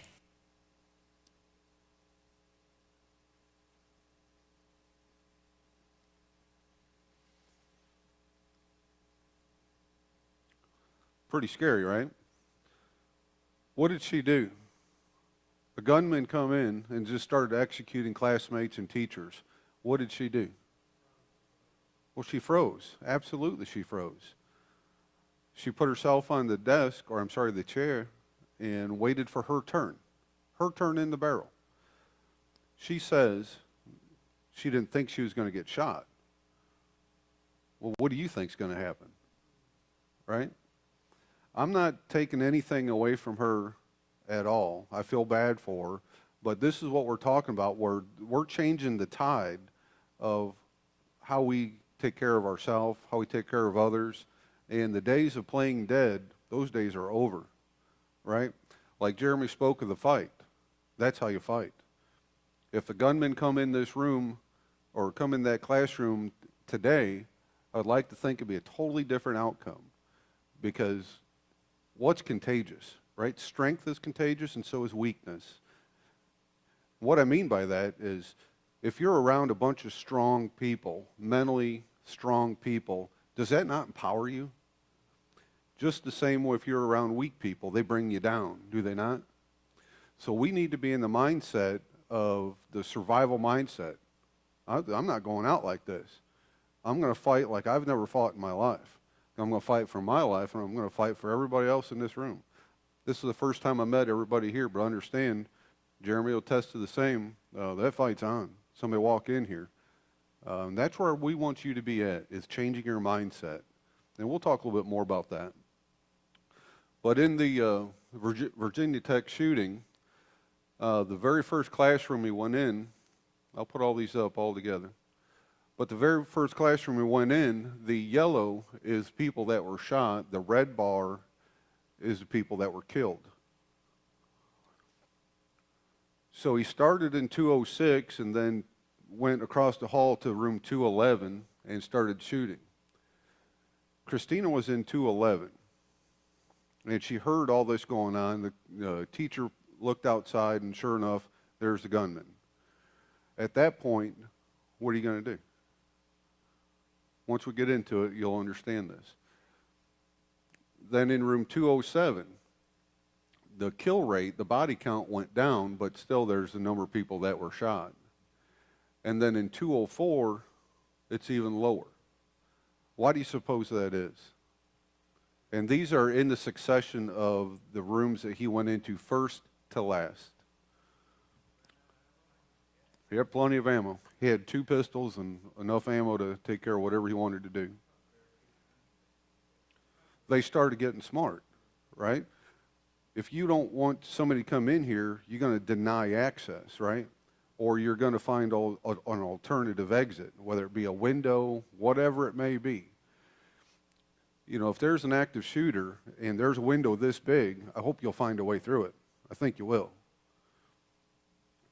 In room 204, the professor and the students started barricading the doors with the chairs. With the tables. And the professor was holding the door shut with his back. Professor Librescu, did I say that right? He was a Holocaust survivor, and he was their professor. He ended up dying because he shot through the doorway. But he aided in students getting out a window. That's why these numbers are trending down. Room 205, no casualties, nobody shot, nobody was killed, because they had time to prepare. They had taken the teacher's desk, and anything that they can put in front of it, they put in front of it.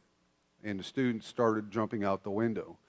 And he tried. He actually shot through the door of room 205, but he was unsuccessful in his effort. But just simply barricading a door, denying access, saved a lot of lives. Our body count here is 32 deceased. It could have been upwards into 50. But it starts trending down because they were starting to think, how can I stop this from happening to me?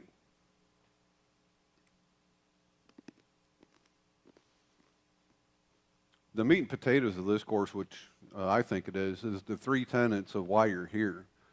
And it's avoid, deny, and defend. And this is, I think, the most important part of it, because we need to change the way we conduct business. And simply the avoid part of it is, if you see an active shooting going on, wherever it may be, at school, at church, at the grocery store, you avoid the situation. Get gone. Find an exit. Right? And then we go into the deny part, but the deny, I don't want you to think about it as denial. You're denying access, the suspect access to you.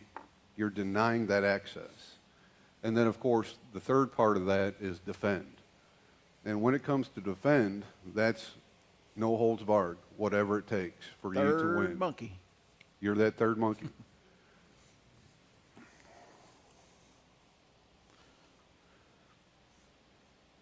Let me speak to something real quick. I know we got some school-age folks here. School's out, right, for the summer?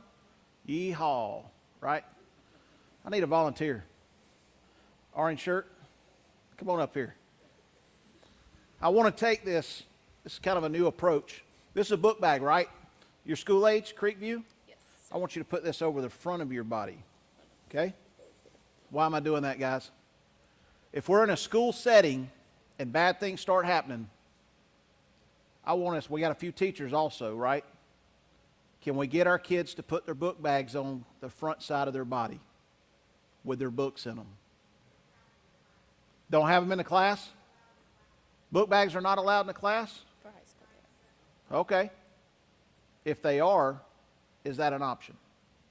See where I'm going with that, young lady? Yes, sir. What's your name? Brooklyn. Brooklyn. Everybody give Brooklyn a clap for her. All right?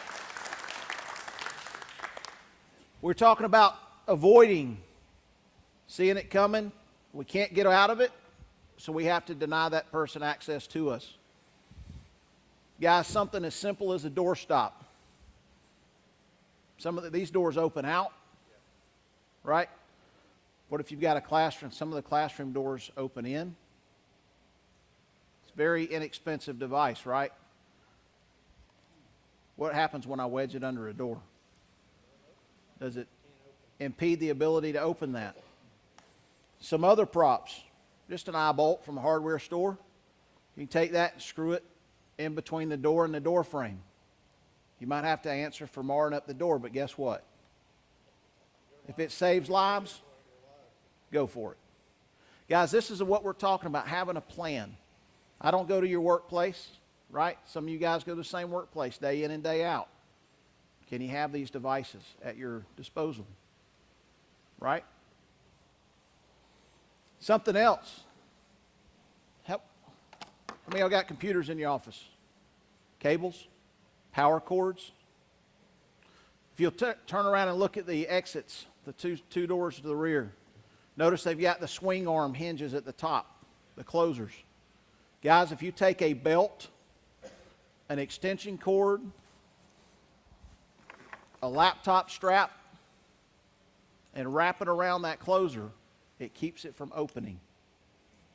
What did we see in the knife video? That quick denial. And I'm not saying it ain't happening, but the denying access, that attacker to you. What are we doing? We're buying time.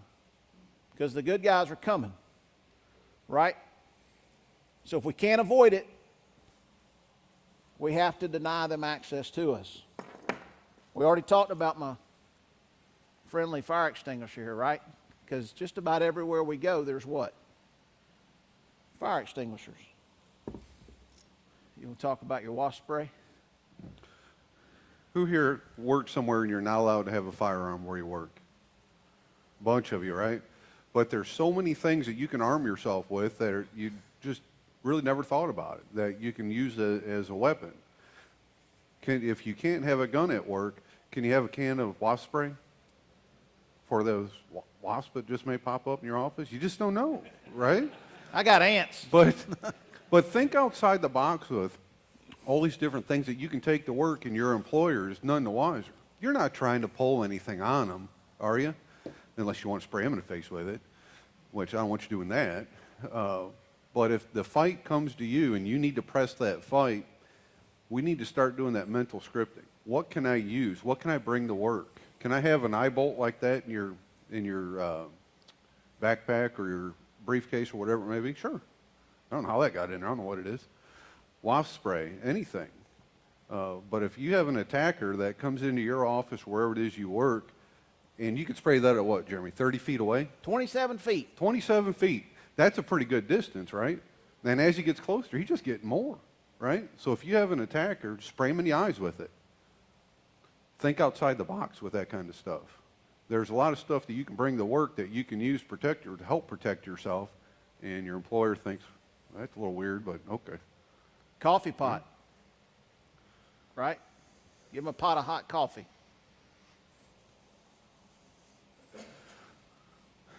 Is that all of our props? That's all of them for now. All right, but that's just a tidbit of what we just brought here today. But if you go back to your office and you got some downtime while you're sitting there, hopefully not YouTube and stuff, but look Playing around your solitaire. office and look and see what is at your availability that you have simply on your desk or in your desk that you can use as a weapon to protect yourself.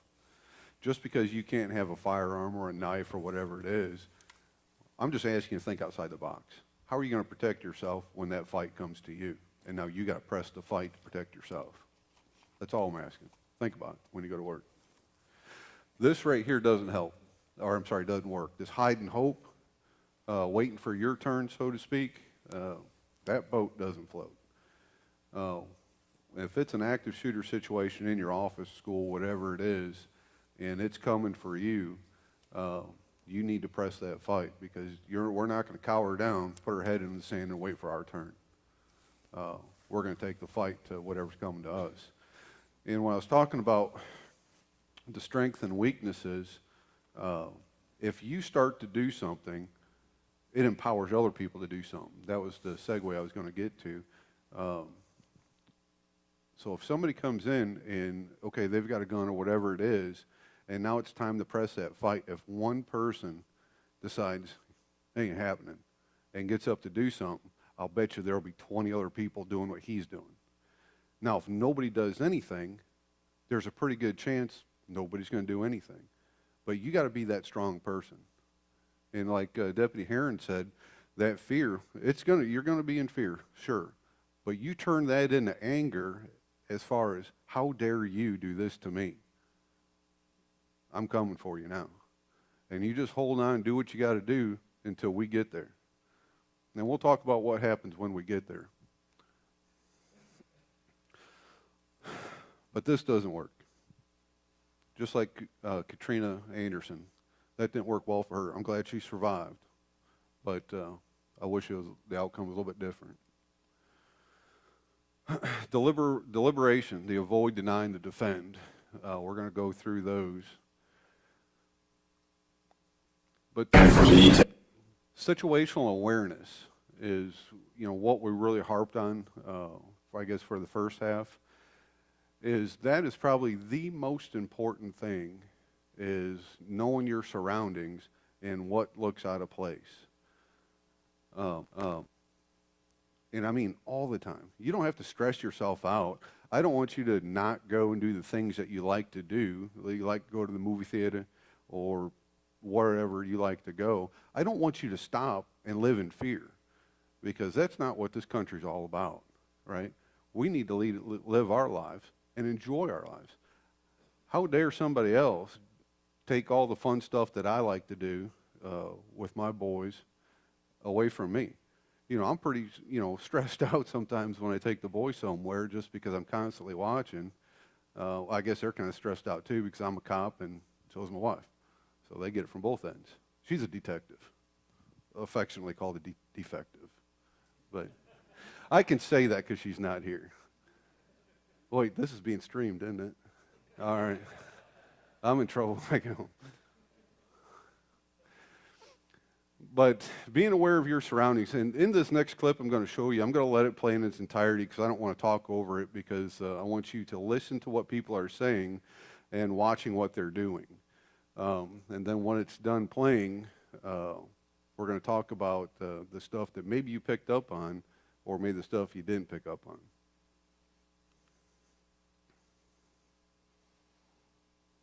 For the technology to notice it's on the chart that you have there, and it's part of the plan that we have, that the workshop we're going to have following this meeting, but this would be the first step in that whole process. I have a motion.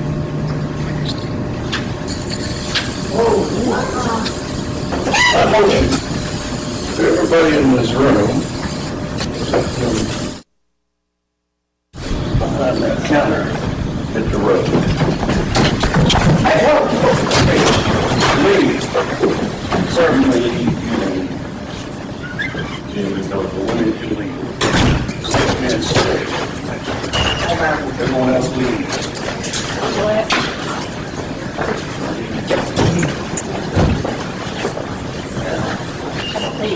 Hey, sir. John, just let him talk. He's talking. John, go ahead.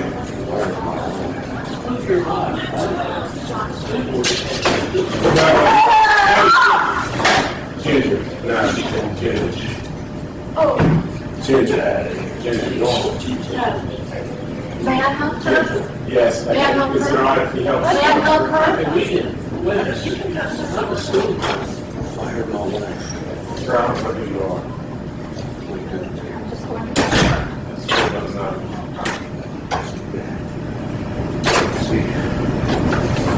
I'm gonna die today. Fired my wife. Can we talk for a minute? No. Just over in the prison. Can I ask you a question? I worked in the prison. Can I ask you a question? Because I really don't know who you're talking about, to be very honest with you. I have no idea who you're talking about. She was fired. I believe that when she said that, but what did she do? Come on in. My, Can you just talk to us a little bit about it? Where did she work at school? Just he tell me. needs some help, but no, he's... Hey, how you doing? Boy, I guess you're the one with the cops. Well, come on in. No, I'm a school safety officer. Well, come on in. You got a reel down there? Come on in. Nah, we're gonna wait, man. He probably doesn't have it.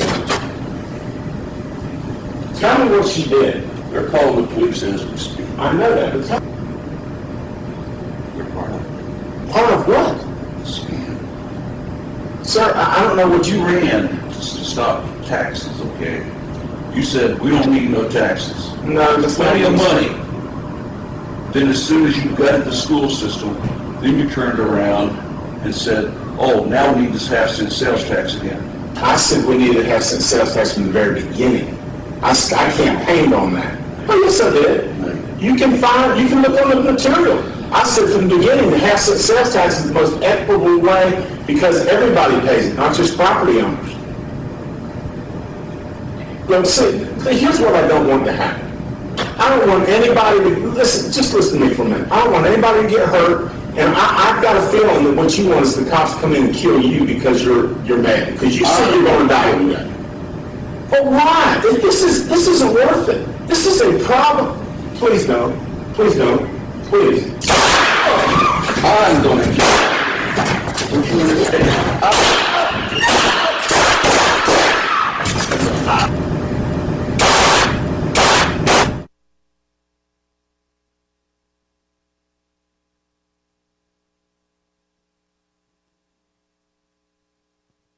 This video was a school board meeting in Panama City.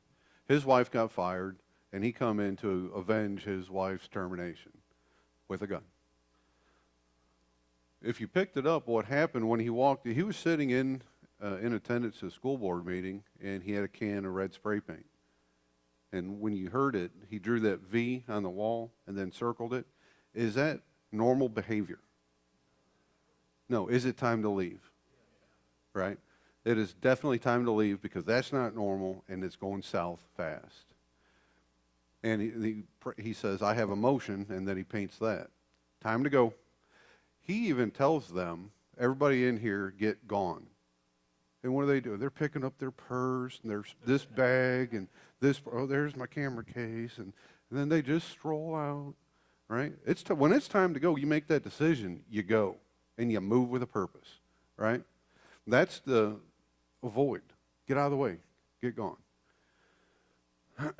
The end result of this, another lady whacks him with a purse.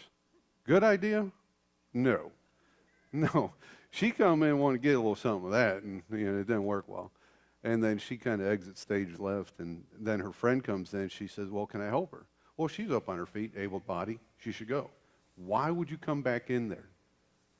Is that dumb? Right? So this is just food for thought. I probably wouldn't take a purse to a gunfight. I'm just saying. But just get going. He ends up shooting, I can't remember how many rounds. It was quite a few rounds. And you saw him shoot there. What is he? 6, 7 feet away? He missed everybody. Right? Yeah. If somebody's shooting at me, I want him. Right? Because he missed everybody. And he got a couple Hail Mary shots off, and those didn't work either. But a security guard ended up shooting him, and no, it wasn't a security guard, it was a school police. Came back in, got a couple rounds on target, shot him in the abdomen and the chest, and then he takes the gun, turns it on himself, and shoots himself in the head and kills himself. So, When the lady hit him with the purse, what did you see the 5 guys sitting up there? 5 grown men. Hello. mm-hmm. He turns his back and the gun. Can you say dog pile? At that point, it's game on, no holds barred. Yeah. Everybody's going to get a piece of it, so get some. It's time to spread that love like mayonnaise, nice and thick, right? But that's exactly what we're talking about is, just don't stand there and wait for your turn. And that guy got off, I don't know, it was probably 7 rounds if I remember right. But nobody did anything but wait for their turn. He even said, I'm going to die here today. FBI calls that what? A clue. That it's about to break south. So keep all this stuff in mind. Your situational awareness, obviously that's out of the norm. Somebody could come in and put a big V on there. What do you do when they do that? You get gone, right? Remember me saying that. Don't ask him, hey, is that a real gun? It's go. Go. But when it's time to go, did you see the ladies on the left side just gathering their purses and doing all that craziness? All right. Whatever's in your purse, I promise you, it can be replaced. You can't. Agreed? All right. And that's the avoid part. Leave as soon as possible. Obviously, like Deputy Heron spoke about, know where your exits are. Be very vigilant in picking those things out. Call 911. The avoid part, continuing on, is your secondary exits. Just because a door is a door and we go in and out doors, those secondary exits could be windows, it could be anything. So just don't get locked in on, okay, I can only go in and out a door. And these chairs here, plenty enough to break glass. Get gone through a window. Deny. Lock the doors, lights out, stay out of sight. They're going after what? The highest body count that they can get, and they don't want to put forth a lot of effort to get to whatever's behind the door they can't get through. Because there's other soft targets that are readily available somewhere else, and they know that. So if you're able to barricade a door, turn the lights out, they're not going to put a whole lot of effort into getting into that door. So just simply lock it. If it's a door that locks, lock it. It's just that easy. And if you can't, we'll talk about here in just a minute on how to barricade doors. And it says stay out of sight. Inward opening doors. Barricade, obviously heavier the better, more the better, and door stops, even better. But if it's a door that opens in, what the heaviest thing you can find in there, and once you start barricading a door, what are other people going to do, like I said? Yeah, they're coming too. And barricade it with everything you can get in front of that door, everything. And the only thing I could caution you in is don't barricade that door with your body. Obvious reasons. Do I need to explain that? Right? Because everywhere we go, these are non-ballistic doors. An outward opening door. You can use ropes like Deputy Heron spoke about, laptop bags, belts, tactical cinch. Can you see what he's doing? If it's one of those locks, or I'm sorry, door sets that don't have a lock on it, you can throw your belt around that thing, or a cord, electrical cord, a power supply, and just pull it tight like he's doing here, and that door's not coming open very easily. He may tug on it 5 or 6 times. He may lob a couple rounds through that door. But he's not going to get in. He's going to lose interest and go to somewhere else where he can get some numbers up. So that's what I say about deny. Deny him access to you. And defend. Positioning, grabbing the gun, and pressing that fight.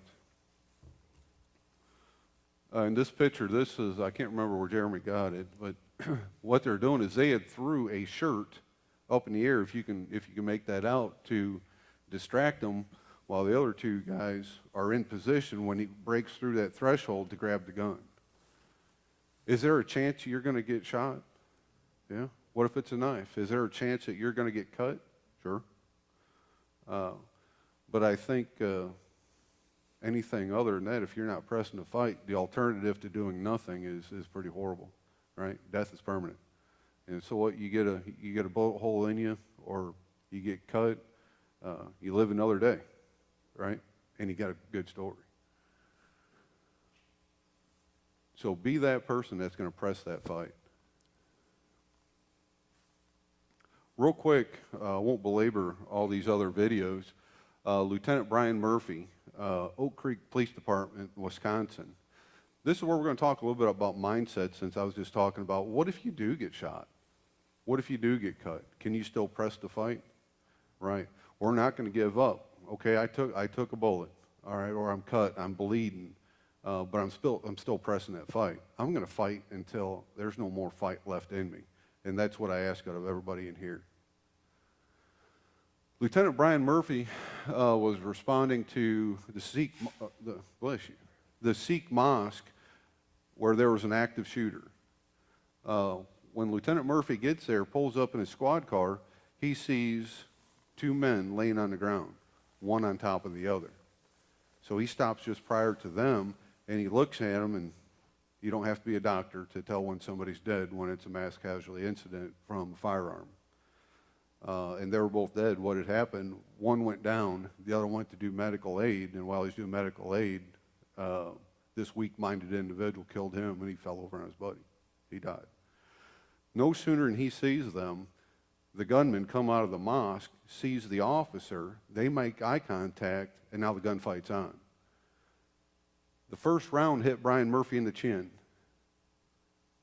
and it traveled down his spinal cord, down his neck, through his larynx, and out the front of his throat.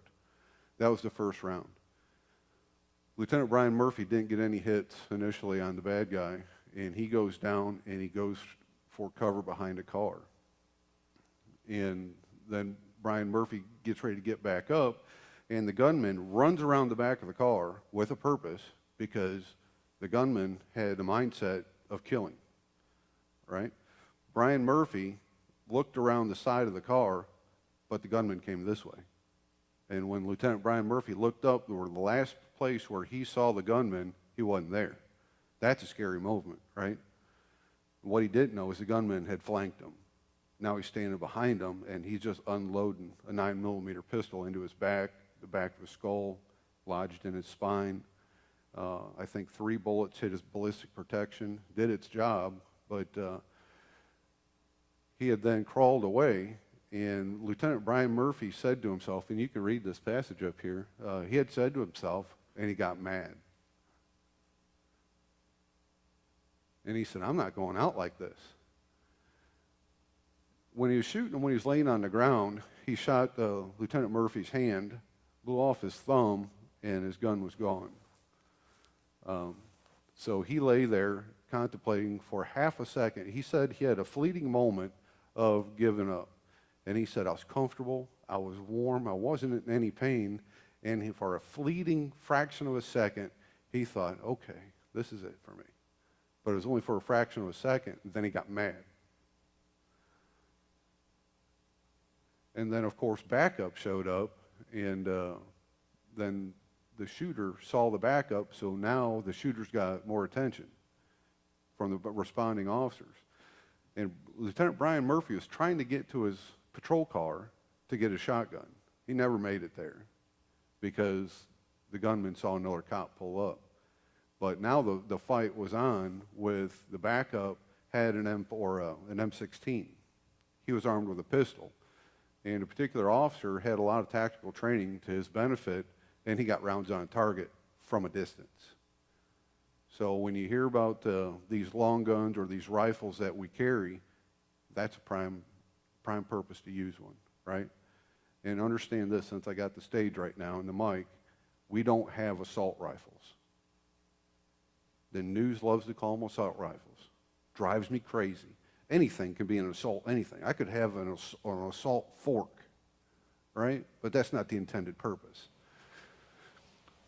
Off topic. So the backup does get rounds on the shooter, and then the shooter goes down because he takes one 5.56 round in the stomach and goes down, and then, of course, what weak-minded people that are active shooters do, he shoots himself in the head. But inside the mosque, I can't remember, Deputy Herron, if you can tell me, there was like 7 or 8 other fatalities inside the mosque. Yeah. And there could have been much more.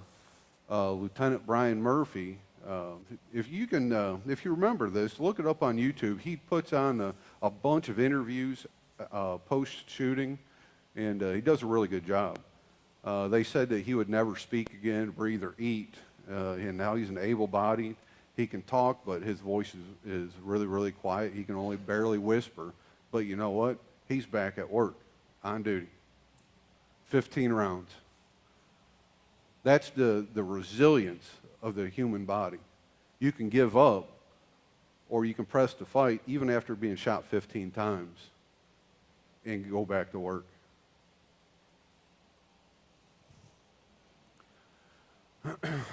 And it says, you are not helpless. What you do matters. Does everybody buy into that now? It's incumbent on you to do whatever it is you need to do for that 3 minutes or less for us to get there. And what you do matters. So going back through the 3 tenets of this program, when the attack starts, what do? Primary exits. And if we have primary exits, that's when we avoid. If there are no primary exits, what do? We deny them access to us. Now we're back to looking for other exits to do what?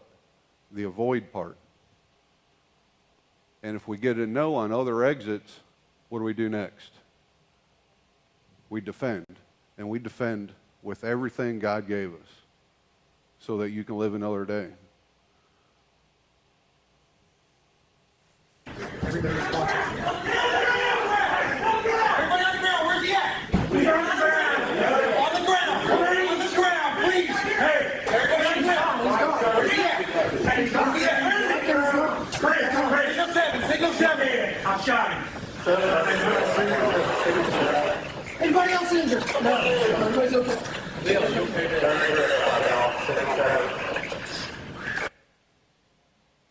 All right. This is the part where it's, what do you do after that 3 minutes is done and you've handled whatever business you can handle by doing avoid, deny, and defend? Now we get there.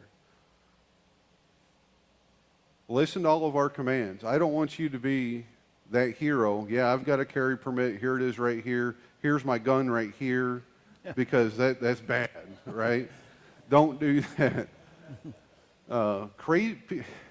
In that type of stress, you don't know how you're going to react because you've never been in that type of stress.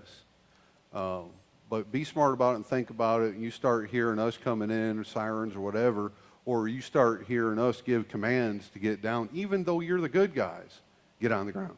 If we say get on the ground, get on the ground. Because can you tell me what an active shooter looks like? I can't tell you, right? So listen to our commands. If we say get on the ground, don't take a whole lot of time to do it. Get on the ground. Hands. As a cop, we love to see hands because hands is what hurts us, right? We want to know what's in your hands. So palms up, show us your hands. And once you're on the ground, don't be screwing around. Just hold tight. It'll all be over in a minute. But I can't stress that enough, and there's absolutely nothing wrong with concealed carry. And everybody in here has been to Walmart, and you've seen that one guy rocking a 45 on his hip, and he just pointed out there, yeah, I got a gun. See that? I got a gun. Everybody's probably seen it.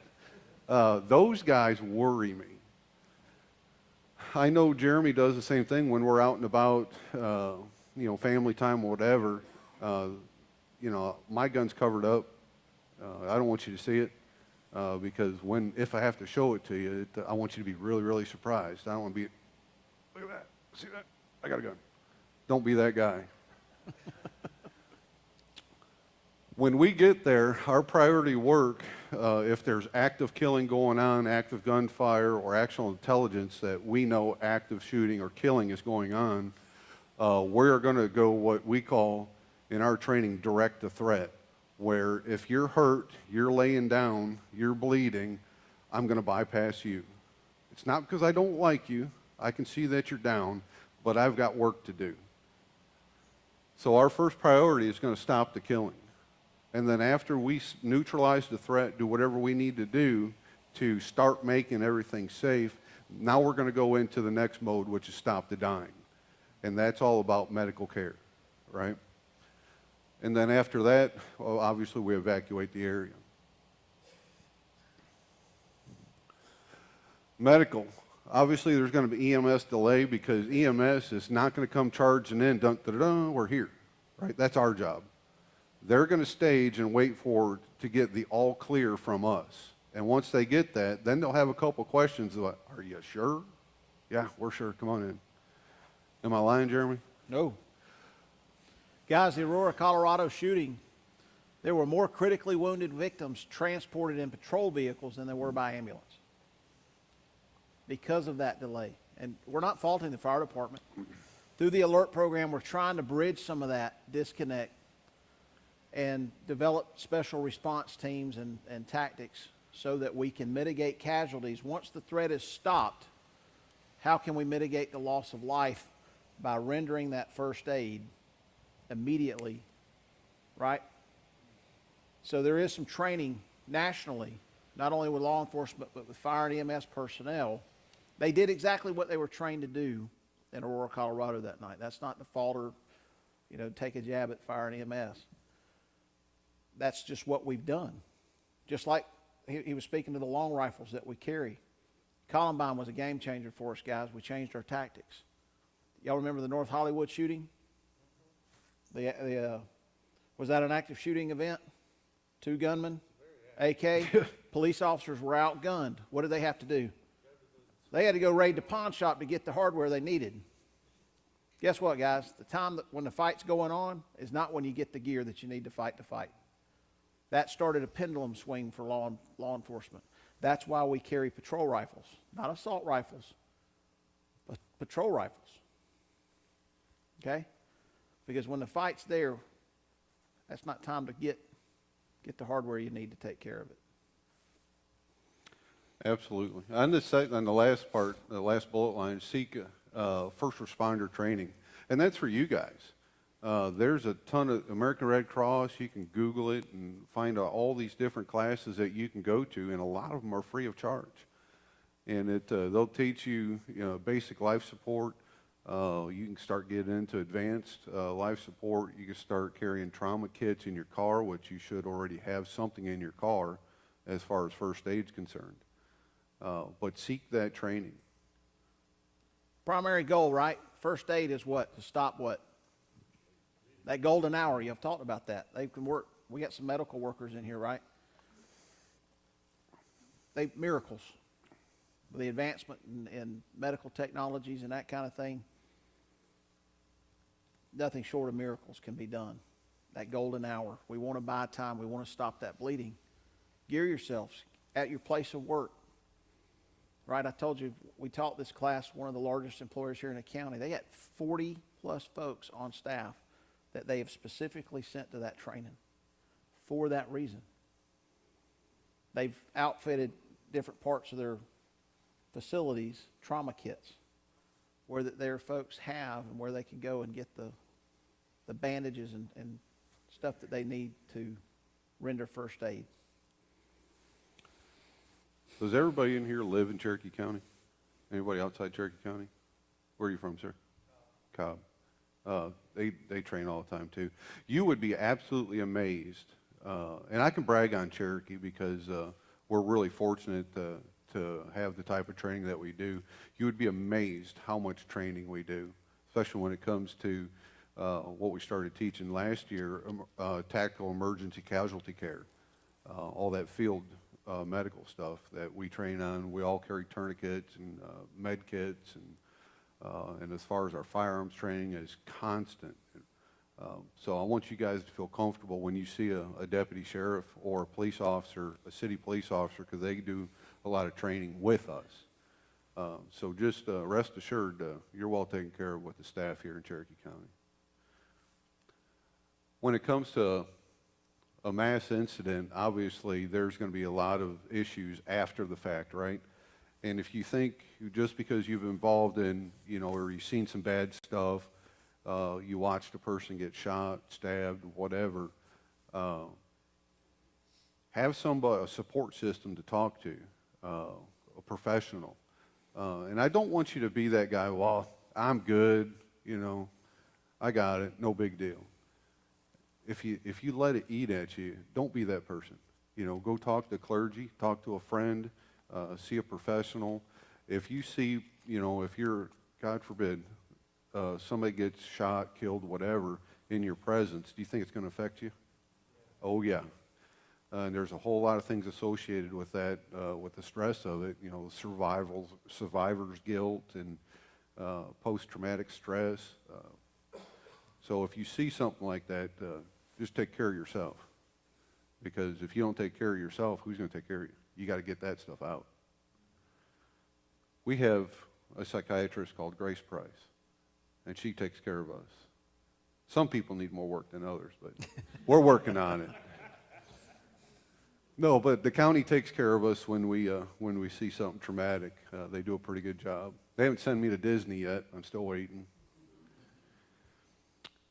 Let's talk real quick. I know you guys want to get out of here, but let's talk about citizens carry. And we're seeing more and more of it, and we're seeing it the right way, where they're going down to the probate office and filling out their paperwork and having everything documented, checked out. I dig it. I love that stuff.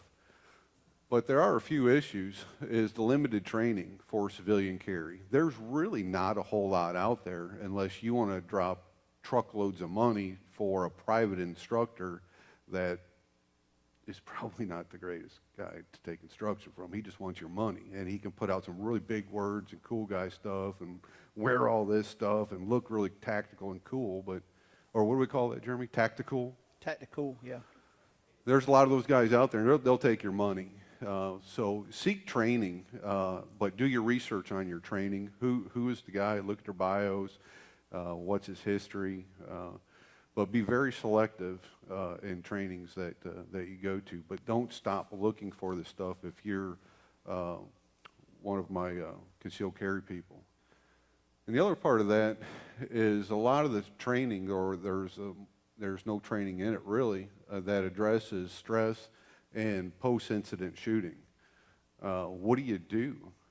Should you have to make that decision to use that firearm to defend yourself or somebody else? What do you do after you pull the trigger and he or she goes down? A lot of questions to be asked. What are you going to do? Are you going to, after you shoot somebody that is potentially trying to kill you or hurt you, and you put them down, be honest with yourself, are you going to want to administer first aid on that person? Huh? Be honest. It's okay. No. No is the answer. But by law, the brown shirts in the front of the room, we have to. If we put somebody down, we have to obviously secure the area, and then once it's safe to do so, and when it's safe, if or when it's safe to do so, then we have to administer that care to that same person that we just shot. How much do you think that'll get to your mind real quick, right? But understand that too. You got to think about what you're going to do. Do that process in your head, that mental scripting. What am I going to do? And I want you to ask yourself a lot of that from here going forward. How would I handle this? What would I do in this situation? And see yourself doing it. Some recommendations. Avoid, deny, and defend still applies. A gun is part of the defend process. Obviously, don't be armed when we get there. Seek training and know your legal justification for pulling that weapon out and actually getting on that bang switch and using it. Know how you're justified by law. I'm going to give you the official code of Georgia up here, and if you want to write it down, if you got a scratch note, or if you just want to take a picture of the screen so you can research it later, I highly recommend it. Let me emphasize something real quick, Sarge, if I Absolutely. could. I know we're running a little bit tight on time. This is very important, guys. For you guys that do carry, we encourage it. Do it smart, do it safely, right? Seek the training. But also, that defend, even when I'm off duty, let me get out of your camera shot. This is my good side over here, sir. Here's what I want you to take from that. We're telling you that's part of the defend, right? If you can avoid that confrontation, do so. But if the bad guy gets between you and the exit, it's game on. What's the term that came from 9/11? Let's roll. Even when I'm off duty as a law enforcement officer, my primary duty is not to be Deputy Heron. I carry everywhere I go. My primary responsibility when I'm off duty is to protect my loved ones and those folks that are immediately around me. I told you at the beginning of this, we don't want you being John McClane running down the hallway after the gunman. More often than not, these active shooter events, multiple shooters are called in. More often than not, it's just a single shooter. Why? Because the 911 callers are amped up. Things don't look the same. They don't feel the same when your heart rate's at that level, right? What we don't want is to you, the good Samaritan that's armed, chasing that bad guy through the mall, and you get called in as the active shooter. Now our response teams are addressing the wrong person. Does that make sense? That weapon on your side is there to defend yourself and those folks immediately around you. Do you understand why we're saying that? And I take the time to emphasize that because we've had other questions, other classes that we've done. Why in the world would you ever tell me not to, go after the bad guy? Well, I just told you. Because the last thing that I want to do, or for one of my partners to do, is address the wrong person. Okay? When those 911 calls are coming in, because they see you chasing after some other dude or whoever it may be, and they're going to give what? Your clothing description. He had a gun this big. And that's what we get over the radio. So you might think you're doing the right thing, but understand now that we're there, we're looking for you and your clothing description. Don't be that person. We say that because it's happened. Okay. 16.321, that's where we get the legal justification to deploy deadly force. I'm not going to read all this to you, but I encourage everybody to go home, look it up on their computer, and read it. It's actually a very short law. It's very specific. And the only thing I'd like to bring the attention to is the second sentence going into the third where it says, reasonably believes.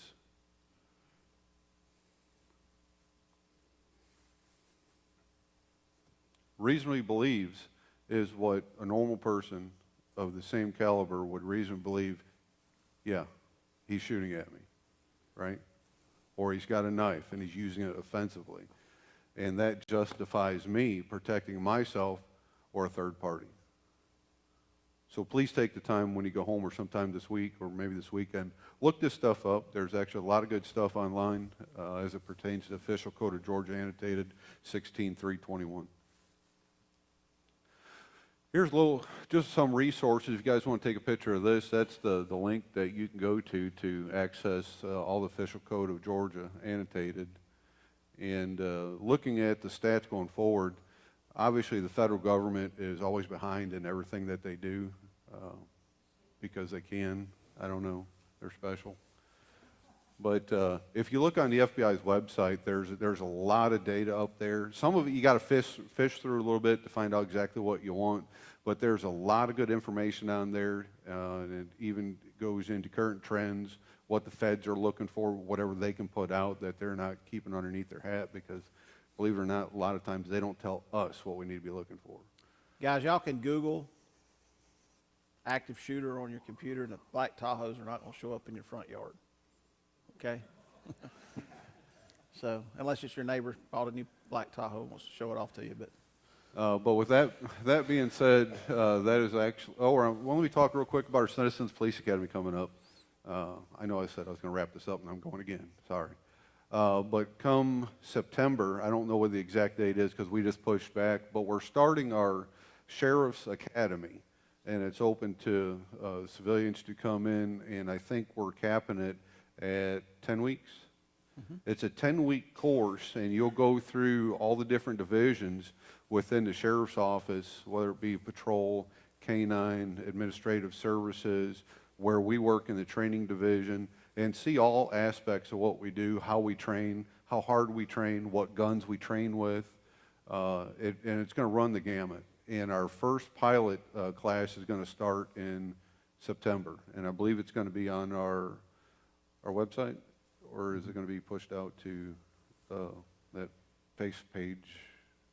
I'm sure it'll be on our Facebook But page. keep a lookout for it. Book of The Faces. first one starts in September, and we're going to look to do 3 every year. And I think our cap is going to be 16 to 20, which you will be cadets at that point because you're in the Sheriff's Academy. And we'll get you a cool shirt that says cadet something, free meals.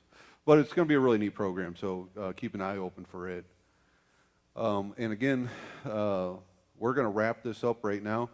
But certainly, Jeremy and I will be up here. We got a lieutenant in the back. If you have any questions, we're going to be hanging out here, just kind of picking up our stuff. If you want to ask that burning question or whatever it may be, come on down here and talk to us. Give Jeremy a hug. He likes hugs. Yeah. Hey, Lieutenant, you want to come? Guys, I want to introduce you to somebody real quick. This is Lieutenant Jason Donnelly. He is the precinct commander here at Hickory Flat, which is right around the corner. He's been sitting back there at the back door. Providing rear security. There you go. So if you have some burning concerns about this area, reach out to him at the precinct. And guys, we'll be up here till the last question gets answered. I appreciate thank you guys for coming out. coming out. And we're going to have more of these classes, so come on out. Thank you. If you think that this is something that you want to host at a workplace, another church, we've done this all around the county. I'll have a card up here. You can email me. We'll be more than happy to do that. We've taught this to as few as 10, as many as 300. So. And it doesn't cost a dime. Doesn't cost a dime. It's free. Okay? And you get to see the coolest cops you ever seen. All right, guys. Y'all have a good evening. Drive safe on the way home. If you got questions, please come up and ask. Appreciate you coming out.